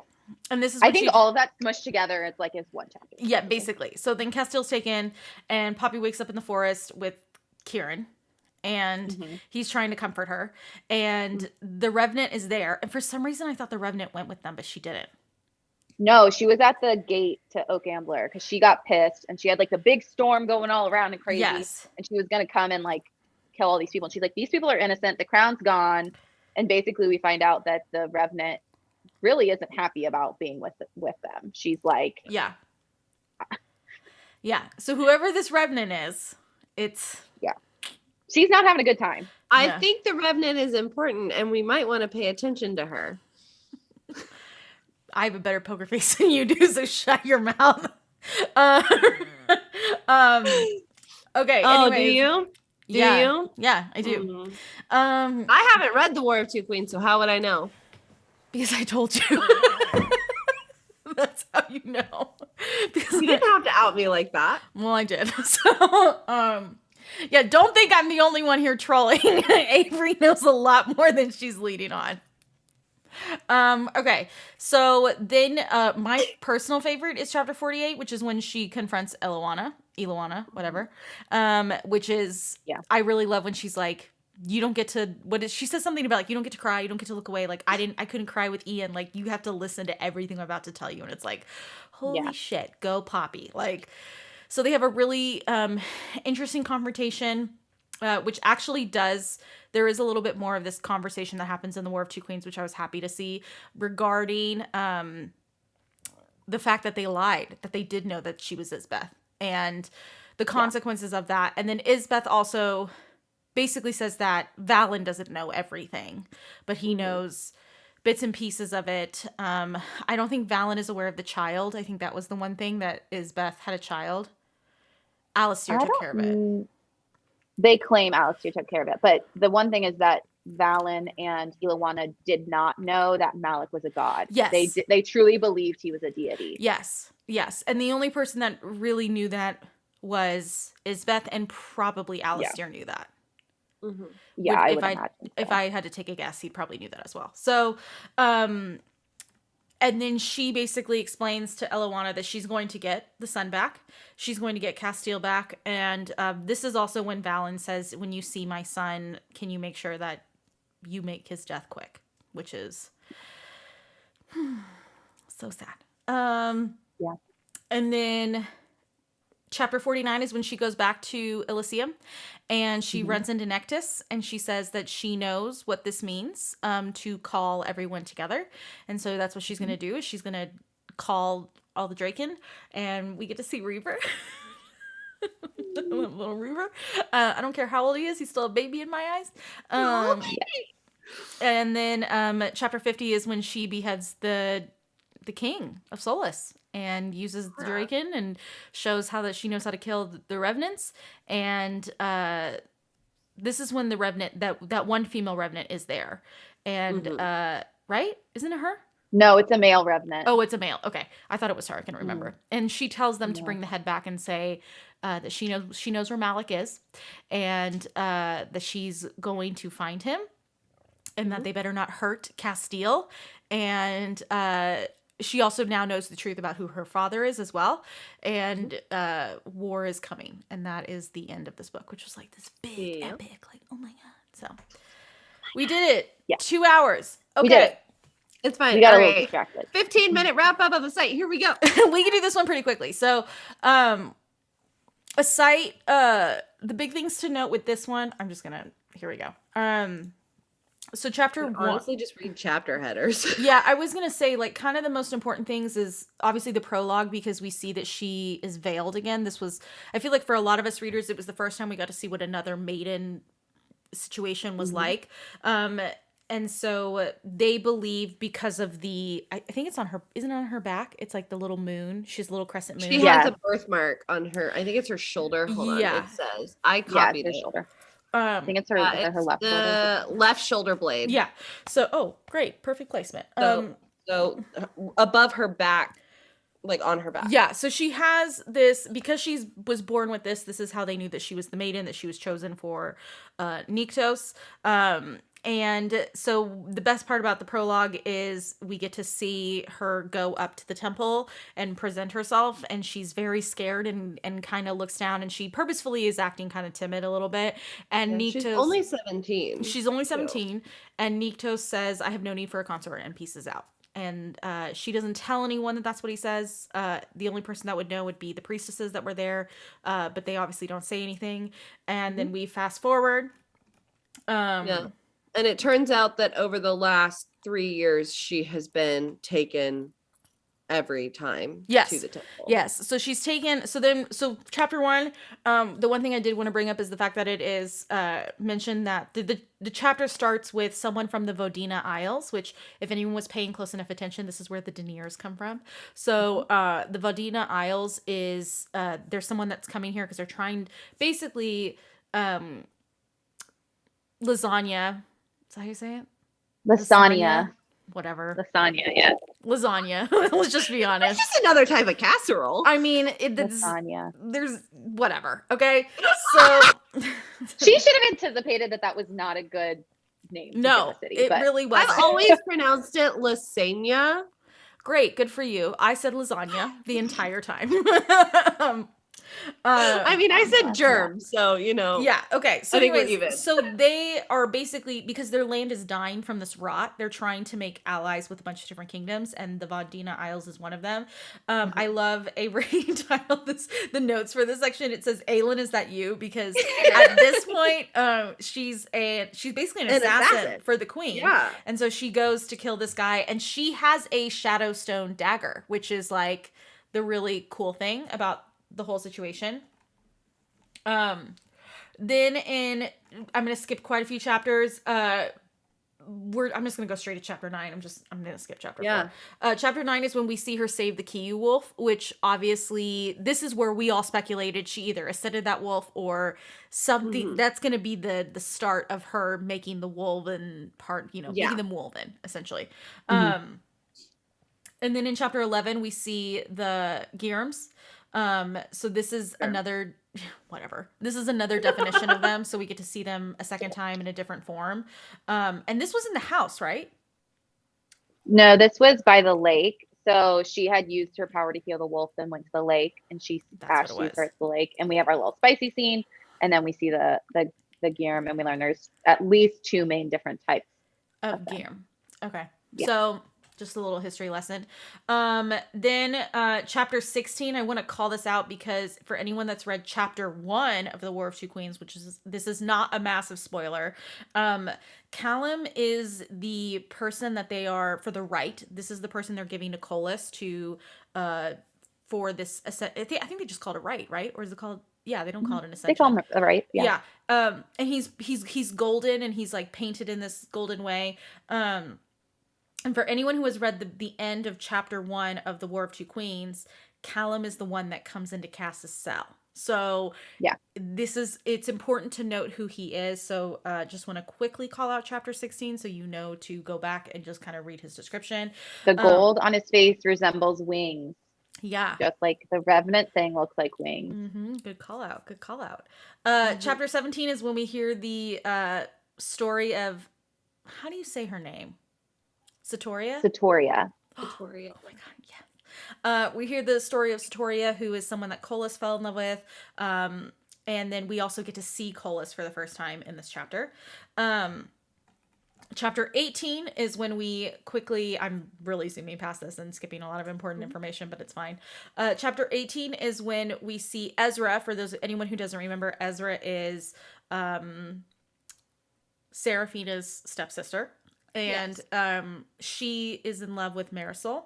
And Marisol is gravely injured. And so Ezra asks her to save her, and she does. And this is the first time we get to really see her bring a physical person back to life, right? Because before this, it was just an animal. So a little bit different. Personal favorite chapter. She was dead. Yeah, she was dead. Personal favorite chapters would be 19 and 20. I think if anyone's read ASITE, these are like chef's kiss. Chapter 19 is when Tavius, her jerk of a stepbrother, comes in and takes her and ties her up and starts to whip her in the main area. And in I think it's the throne room, right? The throne room, right in front of a statue of Colas. Yeah. The statue of Colas. Well, isn't she also like tied to a statue of Nyctos? No, she's like kneeling, and I think they tied her hands back, but I think she's either facing or has her back to the statue of Colas. Okay. So And then also this is when her mother comes in and she's like, what are you doing? What are you doing? And he's basically, Tavius feels like enough is enough. We need to take care of Seraphina. She's caused enough drama. I'm just going to whip this girl to, I think he was going to do it till she died. Like, I don't think he was going to let her live. And then this is when Nyktos arrives. And this is like one of the best moments because it's so good. Nyktos and his merry band of misfits. I think at that time, isn't it Ector's there? And there's another one. Yes. They're both there with him, which is like so good. And Seraphina kills Tavius, which then I mean she kills Tavius. She cuts off his arm here, then he cuts off his arm here, and then I think she stabs him, and then she shoves the whip down his mouth. Yes, yeah. And they're like, that's enough. And she's like, it's not enough. Like it's kind of amazing. And because she did I love that Nyktos says, because you did that, I have to take you. Not like he was going to take her anyways before that had even happened, but whatever. Right. We'll just let it go.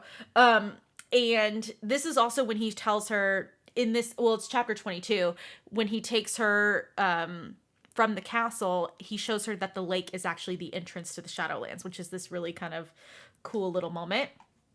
Chapter 23 is when we realize that he can taste her emotions, and we discover that this is something that is from his mother's bloodline. So, which explains how Poppy has it, because it's anyone who's connected from his mother's bloodline has this ability, which I love. It's so cute. Anyways, I love all these little connections. Okay. So then chapter 26, I'm really like skipping over a bunch of stuff. Chapter 26 is the bond between the Draken. So we discover that the Draken have always been bonded to the primal of, they've always been bonded to his father, who was the primal of life, but ended up being the primal of death. And then when his father perished or died, it didn't just automatically transfer to Nyktos. It was something that they did out of respect, and because they did respect Nyktos. So Nektis, who did know Nyktos' father, decided to basically partner with him or bond with him. Also, not all Draken are bonded to Nyktos. Most Draken are. There are some Draken that are bonded to Colas, but we don't know if that's a forced bond or not. They can bond to any primal. Yeah. And then we also discover that there's a little bit of history between Nyktos's between Nyktos's mother, who obviously, if I remember, doesn't she died giving birth to him? Yeah, she did. Colas kills her. Colas killed her while she was pregnant with Nyktos, but he still survived, which was why he was left. Yeah. So, which was always really tragic, which also at this point, this is why Nyktos, we later find out, or I don't know if we found out in this chapter, but this is why Nyktos was so confused about the deal that his father made with the Mariel bloodline, because he was like, he was so in love with his mother, like it didn't, he was never really convinced that this was really such a consort thing, that there was something else his father was planning, which is very tragic. Chapter 20... Chapter 28. Wait. Oh, go ahead. You probably caught it. For 25, it also talks about what godlings are. Oh no, go ahead. And then also the demis. Okay. So we find out. That's probably what you were going back No, to. go for it. You explain the differences. Okay, so a godling is the child of a mortal and a god, and some of them, depending on the strength of the god, have enough ether to have to go through the culling, and then they may or may not survive. But if they don't have the blood of a god, they definitely won't survive the culling. And so most godlings that don't have enough ether just live in Elysium because they can live a little bit longer, stuff like that. And then there's demis, which is what we now know is what Isbeth is. So it says it's forbidden because a mortal may feel the effects of feeding more than any of us. If you were to take too much, then it would be a tragedy. If they were not the third sons or daughters, it is forbidden to ascend them to save them. They would become what we call demis, a being with godlike power that was never meant to carry such a gift and a burden. They are something else. So that's what Isbeth is, because she was ascended by a god and was immortal.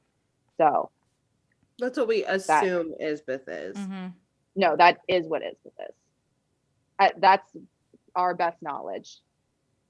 Compared to what Isbeth but that's not confirmed by JLA, so it is what we assume. that she is. Well, Based on I information would that we're assume gathering a from the site book. is Bible. A site is Bible, though. Yeah, no, she's right. I was gonna say Okay. because it's mentioned in the first chapter what she is, and so that's why I was like, I wanted to make sure. Which the first Okay. chapter's been out forever, so that's why I was like, I don't mind. I just wanted to make sure that we weren't like wrong. No, she's right. Yeah, a Demis. Yeah, I couldn't remember what the title was. Because she was claiming she was a god at the end of Gilded Bones, which yes, she is not. She is not. Yeah, and then yeah. Okay. I don't want to say anything else past that. Okay. So let's see. The other thing I wanted to bring up, which we kind of skimmed over, is Eos and how involved she is in all of this. So she's the one that brings Seraphina to her room, and I think at one point Seraphina asks, like, "Are you a servant of the house?" Like, servant, yeah. And she's like, no, like we're friends of his, and this is what we do for friends, and you're gonna be living here, and you're safe here, and all there's lots of conversation around that. So Eos is also, for anyone who doesn't remember, she is the one who saved Poppy in A Kingdom of Flesh and Fire. So just to kind of bring that to a full circle thing.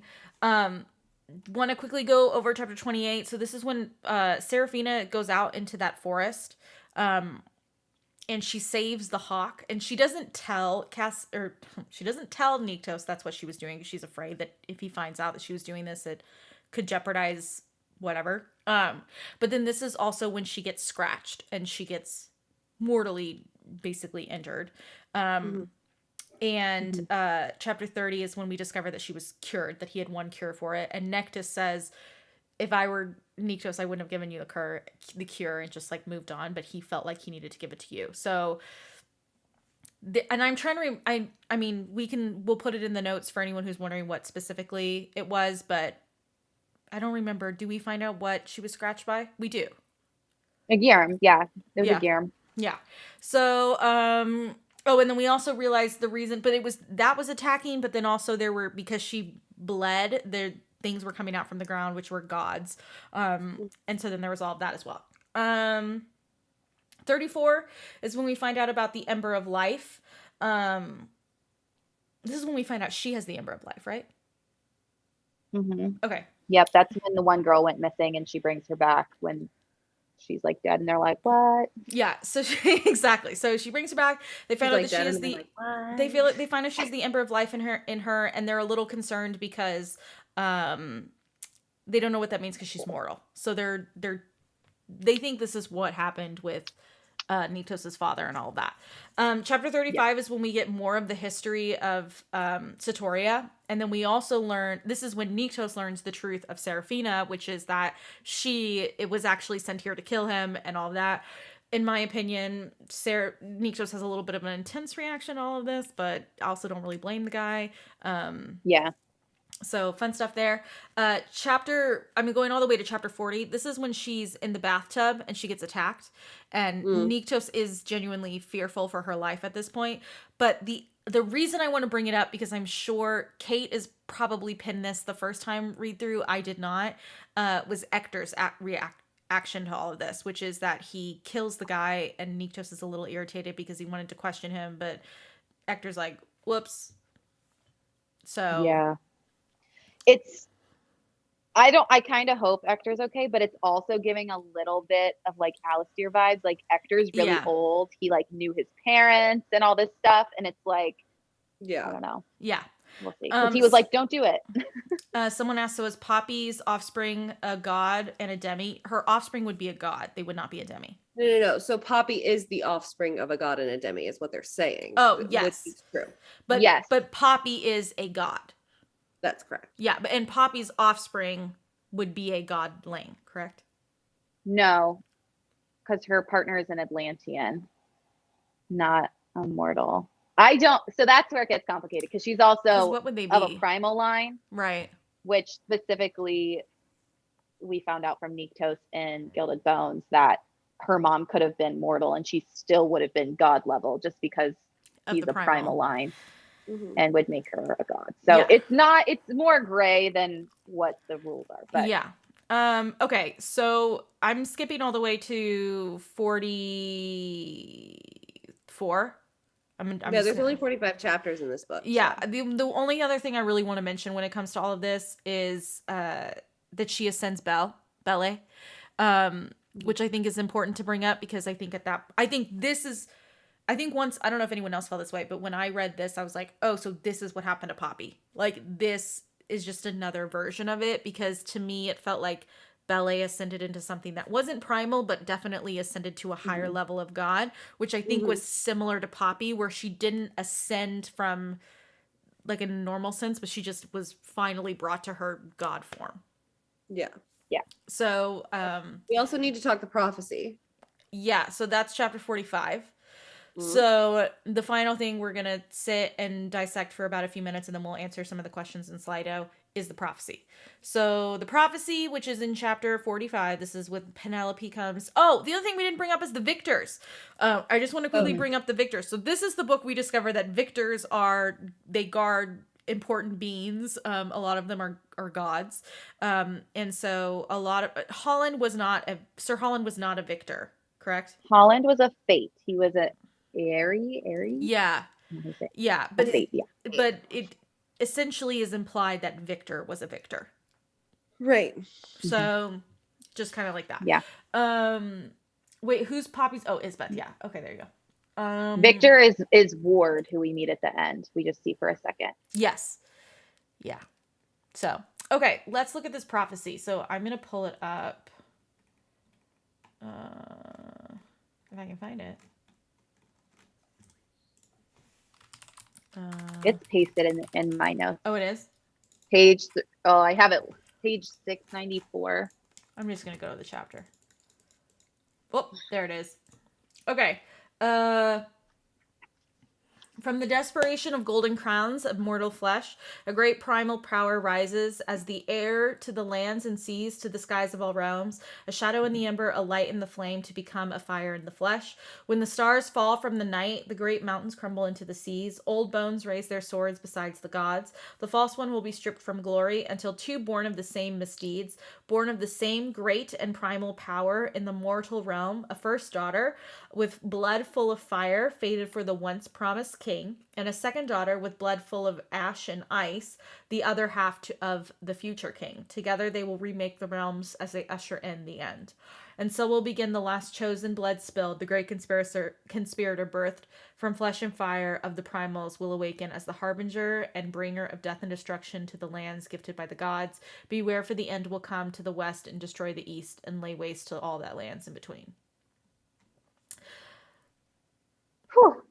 Yeah, so it's a lot. I think we can all assume from this, there's definitely a mention of Seraphina in here. A shadow in the ember, a light in the flame. I think that's Seraphina. The primal power rising is definitely Seraphina. Yeah. The second daughter is Poppy. Poppy, yeah. We don't know who the first daughter is. No. Nope. And then the once promised king, I'm assuming, is Prince Malik, but we don't know that. Yeah.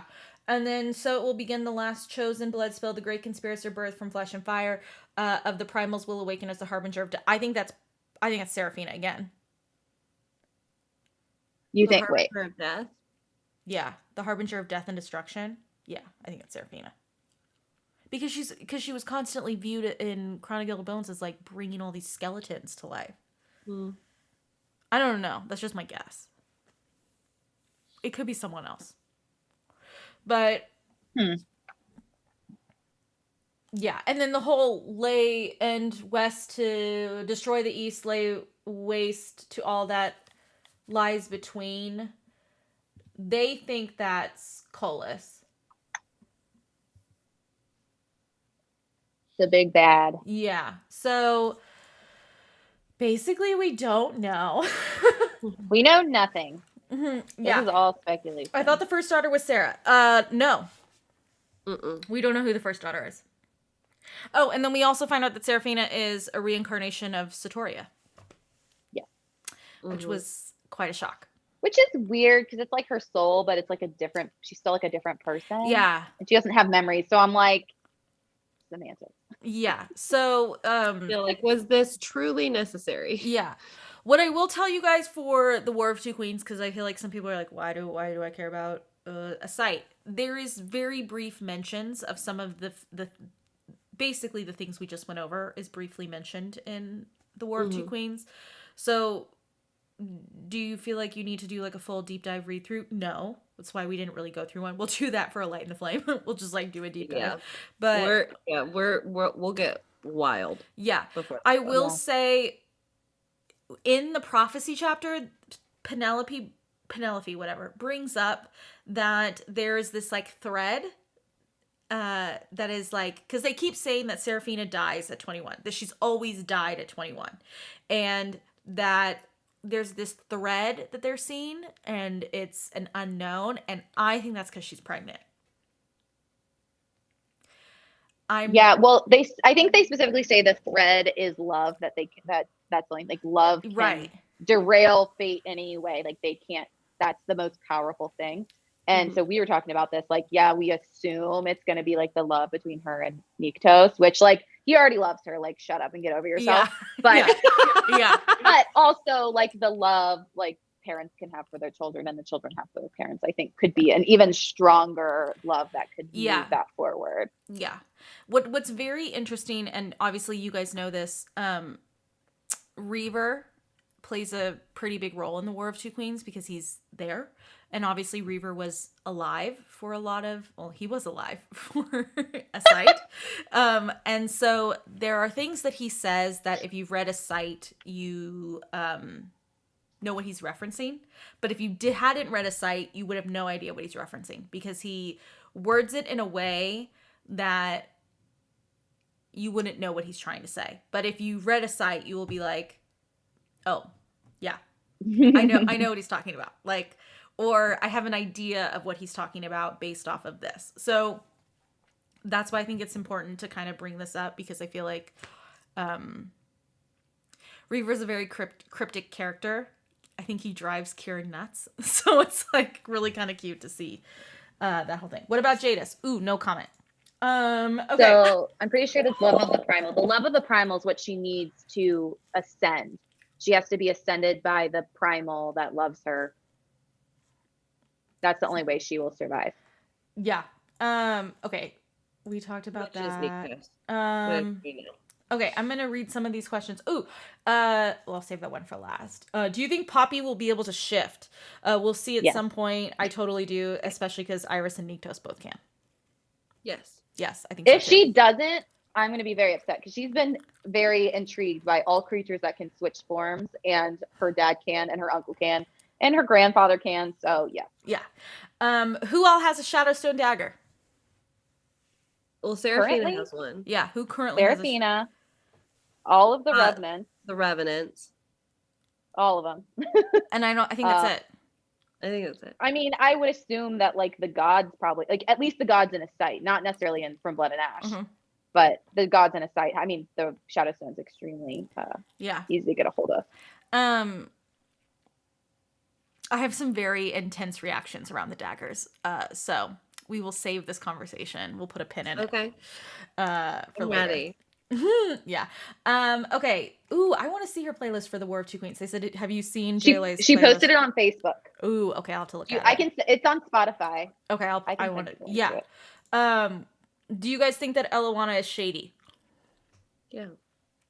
So I don't think she's currently trying to conspire against Poppy, but I think she made some serious mistakes and tried to cover it up to save her ass. And I think because of that, even if she tries to do better, I think she's going to see some serious consequences. And I think she is going to die by the end of the series. Yeah.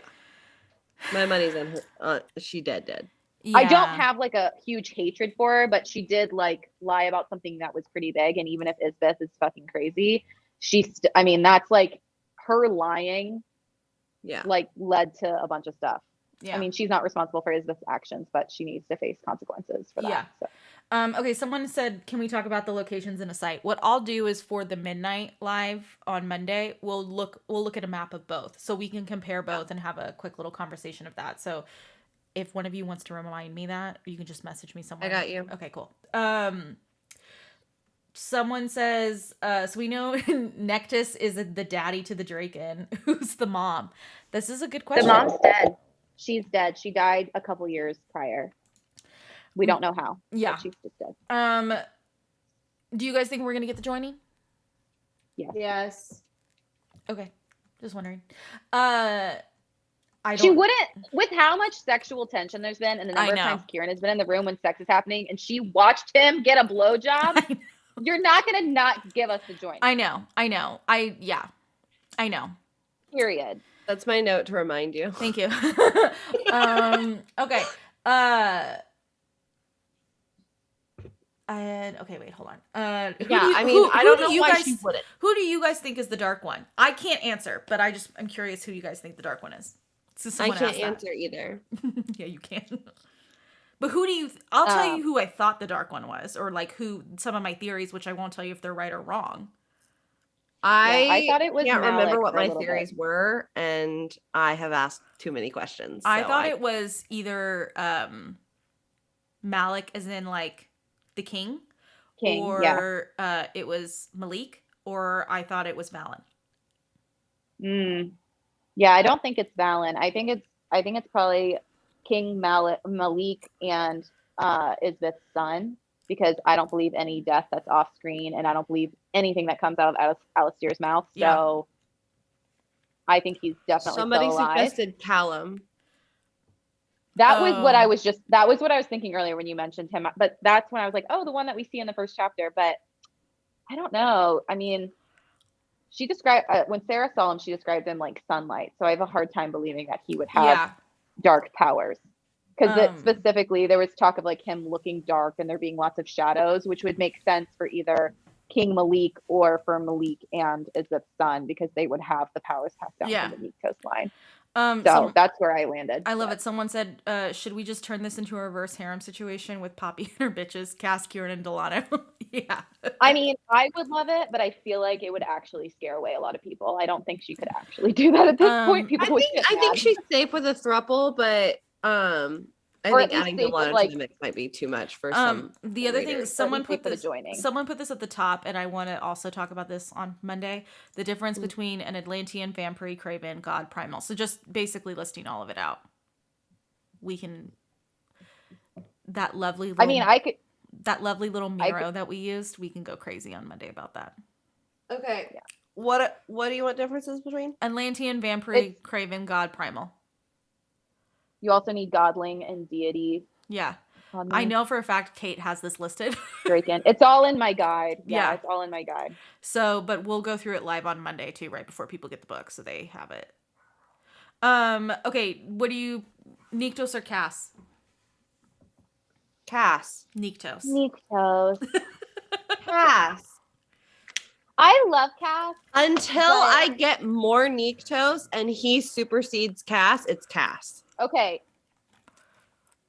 But if Kieran wasn't there, I think Cass would actually frustrate me sometimes. Like, I think Kieran is a good mediator. Yes, I agree. But like Niktos, I could take Niktos by himself. Yes. He completely agree. We're allowed to disagree. I'm just in love with Castiel. That he has as an innocent. God damn. Yeah. Someone said, oh wait, where'd that question go? I still love Cass. He's still if all the gods from still love him. Someone said if all the gods in the From Blood and Ash series are the gods from Niktos' court and ASITE, where are all the other gods from the other primal courts? I have my personal theory is that we are heading into a big battle in Flesh and Fire. Yeah, I don't think they're alive. I think the only ones alive are the ones that we see listed in From Blood and Ash, besides that one fake one. Like, and yeah, the understanding of how the gods work too, considering they're all primals now, or what I'm assuming based on the descriptions of eye color changing when they're ascended by Sarah, they are that whatever kind of funky primal that power is funky primal. I'm gonna add that to our list. Funky primal. Yeah. Funky primal. I'm gonna skip that one. Do you think Malik will be King Malik? Do you think he will be resurrected? Yes. Yes, either he's already awake or he will be resurrected. I think, okay, I don't know if it'll happen in the War of Two Queens, but I think before the end of the series, we will see him alive. Yeah. Okay. Yeah. Yeah. And I don't think he's evil. I think that's I don't think he's evil either. I would agree with that. Okay, someone asked me, what questions from the Crown of Gilded Bones in previous books get answered in the War of Two Queens? Obviously, you don't have to say what the answers are. You find out who the Dark One is. You do know who the second daughter is, or the first daughter. You know who the first daughter is. You do know what happens to Malik. Oh, good. You do get a... no, I'm not going to say that. You do find out what happens to Castile. You do know who Kieran's long-term love interest is. Oh my god! Really? Oh, I'm so excited. Let me think. The first daughter is the big one. Let me tell you, there's a part in this book that I think I called Avery and I said, I cannot wait for people to make fan art of this. Like, I want a massive poster of this. Like, I know exactly who I want to make it, and I want this massive poster of it because it was so visual in my head, and I was like, this is amazing! Like, it was... So there is a really, really beautiful scene.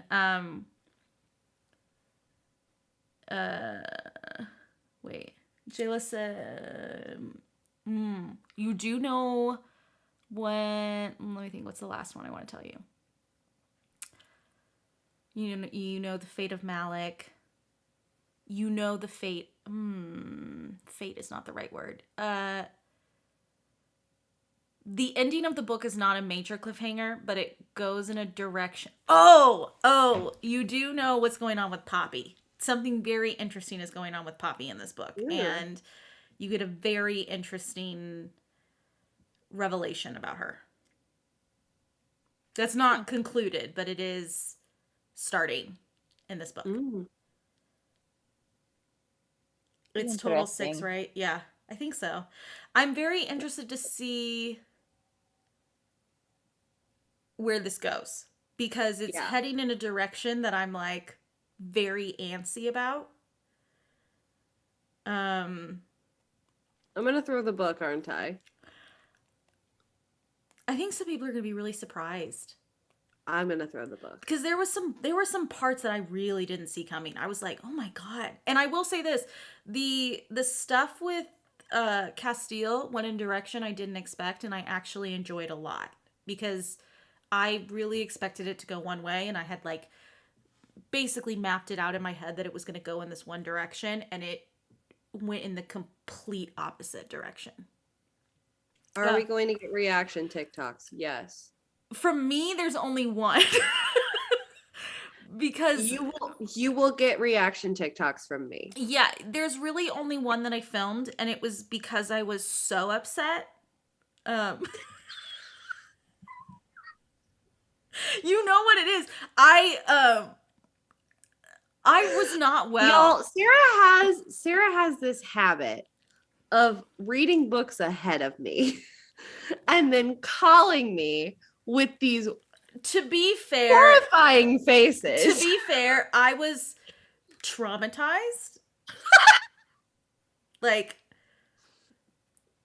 so I mean, you had every right to call me, and then you were like, can I tell you? And I was like, yeah, just tell me. Yeah, because I had to tell the other thing. Okay, so like this is a really good example. So when I get nervous, if you go back, I don't know if anyone else is like this in here, but when you go back and you look at, like, for instance, the very first Crescent City reaction videos, my whole face by the end of like the last reaction video is bleeding because I was picking my face out of stress. And I was so stressed reading The War of Two Queens that I had caused a blister in my lip. She did. And it was like this little bump on the inside of my mouth because I just kept... just from like chewing on it? Yeah, from the beginning because I was like so stressed out. I'm not going to be okay. Yeah. I'm somehow going to have to read this book while working in 3 days before my brother gets married. It's I will say the pace is great in this book. Like it's a slower pace in the beginning, and then it really ramps up at the end, and then it stays at a pretty high pace the rest of the way. As it does. And like I said, I'm really excited to see where the next one is, and I have intense theories about A Light in the Flame now because of this book. That's Ooh, exciting. I like that. So we're gonna have a spiral session about it, and I know it. Yeah, the three of us will talk once you guys finish it. Okay. Oh, this is a good one. This is a let me see. Oh, do you think Poppy will bond with one of the Draken in the same way that Kieran has bonded to Cass? I wondered if she could do the joining with the Draken. I did wonder that. I don't see why not. Right. Except for the fact, well, the I don't only reason think I would she think will, no is because they say they are bonded to a primal, and she has primal blood, but I think it's like specifically to a primal. But that could also be, since all the primals are dead now except for Niktos. Well, and does the does the joining have to be with a Wolven? I don't know. That's my question. Because I always assumed all the it things was. we've heard so far, everything so far has said that like the actual, like there's like the person it's that's got the lifespan, and then the joint person in the middle that connects everyone is the Wolven. They're like the connector piece, according to what we've read so far. Specifically says the Wolven is the link. The other thing I wondered, has Castile ever fed from Kieran? Yes. I would think so. I feel like I can say that as like a definitive yes. I feel like he does when Poppy is unavailable. No, he feeds from... Well, he actually fed from like Emil or Nail, but I think he said either you can I think he can feed from the Wolven. I'm pretty sure. Because I always wondered I think he was like, you can feed from me or Poppy can feed from me because you need to eat something. Yeah. I'm sure he has. It's just always something I'd wondered. Okay. Last Well, question. we know he's had a threesome before. Could his threesome have already been with Kieran? Yes, I think so. I 100% think so. Without a doubt. Okay. Last question. Favorite moment or scene from the entire series for you guys? Mortal peril. Yeah. Yeah, I was gonna say any really dramatic moment, like where she's about to die, like whenever they're about to die, in terms of excitement. Yeah. So I'm gonna cheat because you said from the series. Mm-hmm. So from Blood and Ash, it's chapter 7 in the Crown of Gilded Bones. It's oh yeah, her ascension. Yeah. In ASITE, it's actually the scene with Niktos and Sarah in the lake before she goes to the Shadowlands. I love that scene. And like it's been since October since I read that book, and like I truly like that scene is still a standout moment for me. And yeah, like her almost dying in the bathtub is a big deal. And yeah, Eos, like I love anything to do with her, but that scene is still a standout moment for me. Yeah. Kate, what about you? I'm trying to think. I feel like I separate my scene. Like I can't pick a favorite because I always have like a favorite like spicy scene and like a favorite like mortal peril scene, like that kind of thing. So I mean, pretty much anytime they're in mortal danger is like the best. I love the scenes with Tavius and when Niktos shows up, amazing. Niktos' spice scenes, when they're on the balcony and she's like touching him and he's never had that before. It's hilarious. Yes, I love that. Like just Somebody asked even for like more... even from Blood and Ash when she almost dies, like when Poppy almost dies, like in the dungeon. Oh yeah, like that's I love that. Yeah. Somebody asked, Sarah, before you go. Somebody asked for more mortal peril recommendations. Well, one that I would definitely recommend, that I was recently thinking of, is Rhapsodic. I was gonna say the Bargainer series. Yeah, the Bargainer has some great mortal peril in it. But yeah, the very end of book 1 is is like a moment for me that I'm like, oh yeah, I forgot about that. Yeah, and then the other one too that JLA honestly does a really good job of mortal peril, and if you have not read her Dark Elements series and then her Harbinger series, they first off, in my opinion, I think the dialogue is better in both of those books than in From Blood and Ash. But Okay. The mortal peril in the Dark Elements is so good because when it happens, the love interest can't get to her. So it's like that's the best. Yeah, so he knows she's injured, but he can't get to her because there's this whole Trauma. There's this whole situation about like yeah. So that is if you yeah. Which one's that one? The Dark Elements. So that is White Hot Kiss. Oh, I already have that downloaded from Kindle. Are those YA? Yes. So it's not super spicy. Okay. Think of the Dark Elements as like Buffy the Vampire Slayer. Like it literally, I think at one point they literally reference a Hellmouth. Like it's very Buffy. Harbinger is not YA. There's definitely some spice in that. It's not as spicy as the From Blood and Ash, but it does have some spice. And Harbinger is more Charmed meets Supernatural. So it has like a very different, but the characters from Dark Elements are in there, but you have to read Dark Elements first. There is a moment in Dark Elements that I think I was so upset. I don't think I've ever been that upset with a book since Empire Storms. I've been Yikes. recently upset by a book. Like it was, I still haven't picked up book 3. I remember, I think it's book 3 in Dark Elements. If you know what I'm talking about, it is why you read Harbinger, because I had to put the book down and yell at my phone for like an hour because I was so upset. Oh my God. And then and then you read Harbinger and it gets resolved. But it was I recently had this experience, and I mean I've talked to Kelsey about it, but like the end of book 2 in the Fortuna Sworn series. Did that to me. So it's different. I still haven't picked up book 3. I need to. What? I know. It'll heal you. You need to. I know. Yeah, there's a lot I'm of just healing really that happens in struggling. 3 and 4. I don't want to force it. I really don't want to force it. Dude, you got to get to book 4. I know. I will. Mystery Man number 4 is like. I know. Kate knows what I'm talking about. I know. I don't know enough about Mr. Man number 4. All I know is we're getting some great spice with him, and that's all that matters to me. Yeah. Very important. Very important. Yeah. I was told this is a Hades and Persephone situation that's about to happen, and I am here Love that. for it. Here for that. Yep. I know. And he looks I think like that's also Niktos. why I like the site so much, because it's very like it gives very much like Hades Persephone vibe. Yes. Yeah.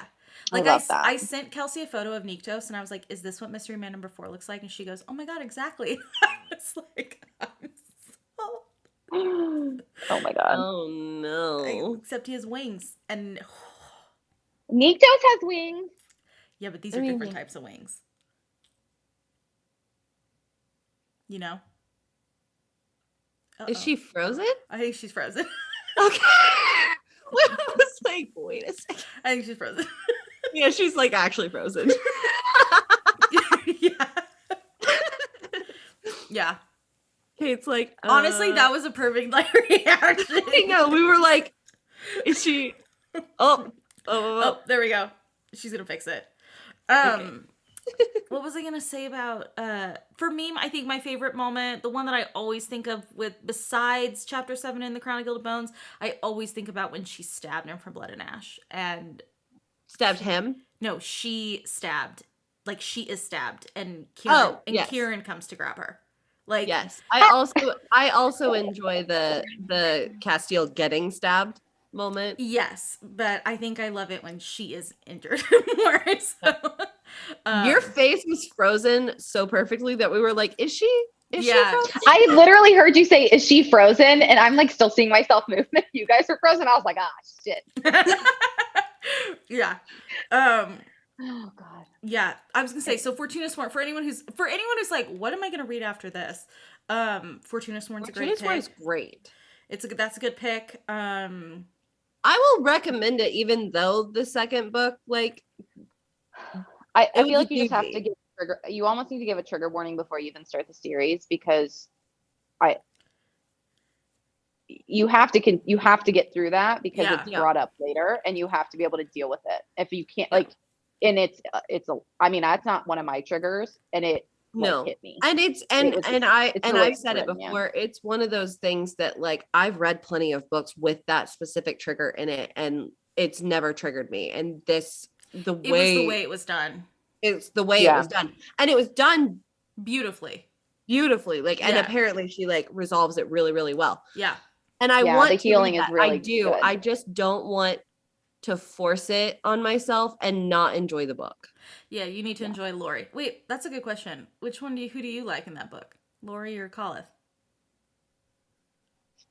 I like Lori, but she's so happy. She's on a Lori island. Have no idea. Everyone in our group chat is Colith. I'm the only one. I'm still team Colith right now. I like Colith, but I just it's one of those things. Lori helps her fly. He like supports her. Let me tell you. He's like Italy. Okay, we need to move this conversation. We need to move this conversation I'm gonna say offline. Italy, barn dominium.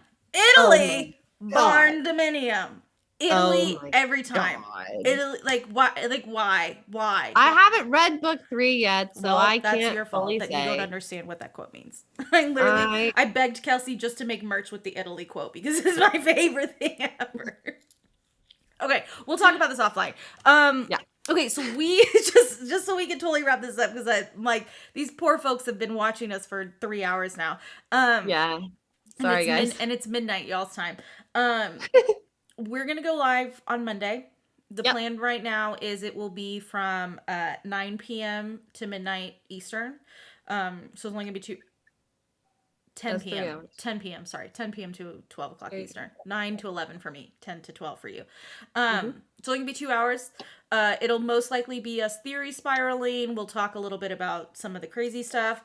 I'll probably do an Amazon giveaway, and then I'll probably also do something on Etsy. So you'll just give me a giveaway for that just because it'll be easier for me to do it that way. And that'll be it. And so by the time it hits midnight Eastern, you guys should have the book and you guys can go run off and read it.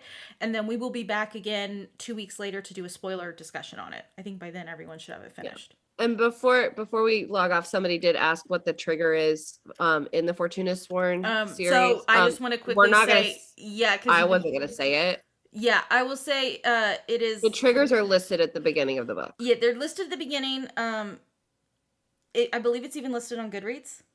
I think so. It's definitely listed in my review on Goodreads. Yeah. It is. If you have triggers, look up the triggers. Yeah. No matter what book it has to do with essay, but I won't say what. Right. Just look it up. But yeah, Team Lori. But yeah, listen, I'm on my own island in this little book talk chat, and Kelsey's in it, and I fight for Lori's life in that chat. Like it is. I mean, you could have a team member. I really should. Kelsey would die laughing. I'd be like, I'm bringing Kaden just so I can also say that there's another Team Lori stand in here because everyone else is Team Colin and Lori's not that great. Blah, blah, blah. And I'm like, okay, that's not true. We're doing the thing again. Okay. Anyways, so. That's another, by the way, if anyone's looking for a book with a throuple, that's another great book for a throuple. So, just saying. God almighty. That's setting itself up. Okay. I'm going to let y'all go. I will see you guys on Monday or tomorrow with my live with Scarlett St. Clair on TikTok. It'll probably be an hour. It won't be anything crazy. I'll probably just be asking her a million questions about Hades. So that's...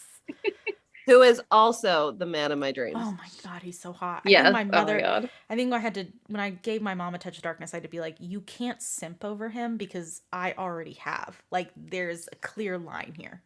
But anyways, thank you guys for hanging out. I'm going to put the music on. Thanks, guys. Ready? Oh, wait. I'll do this. So they see my lovely playlist. Excuse me. Hold on.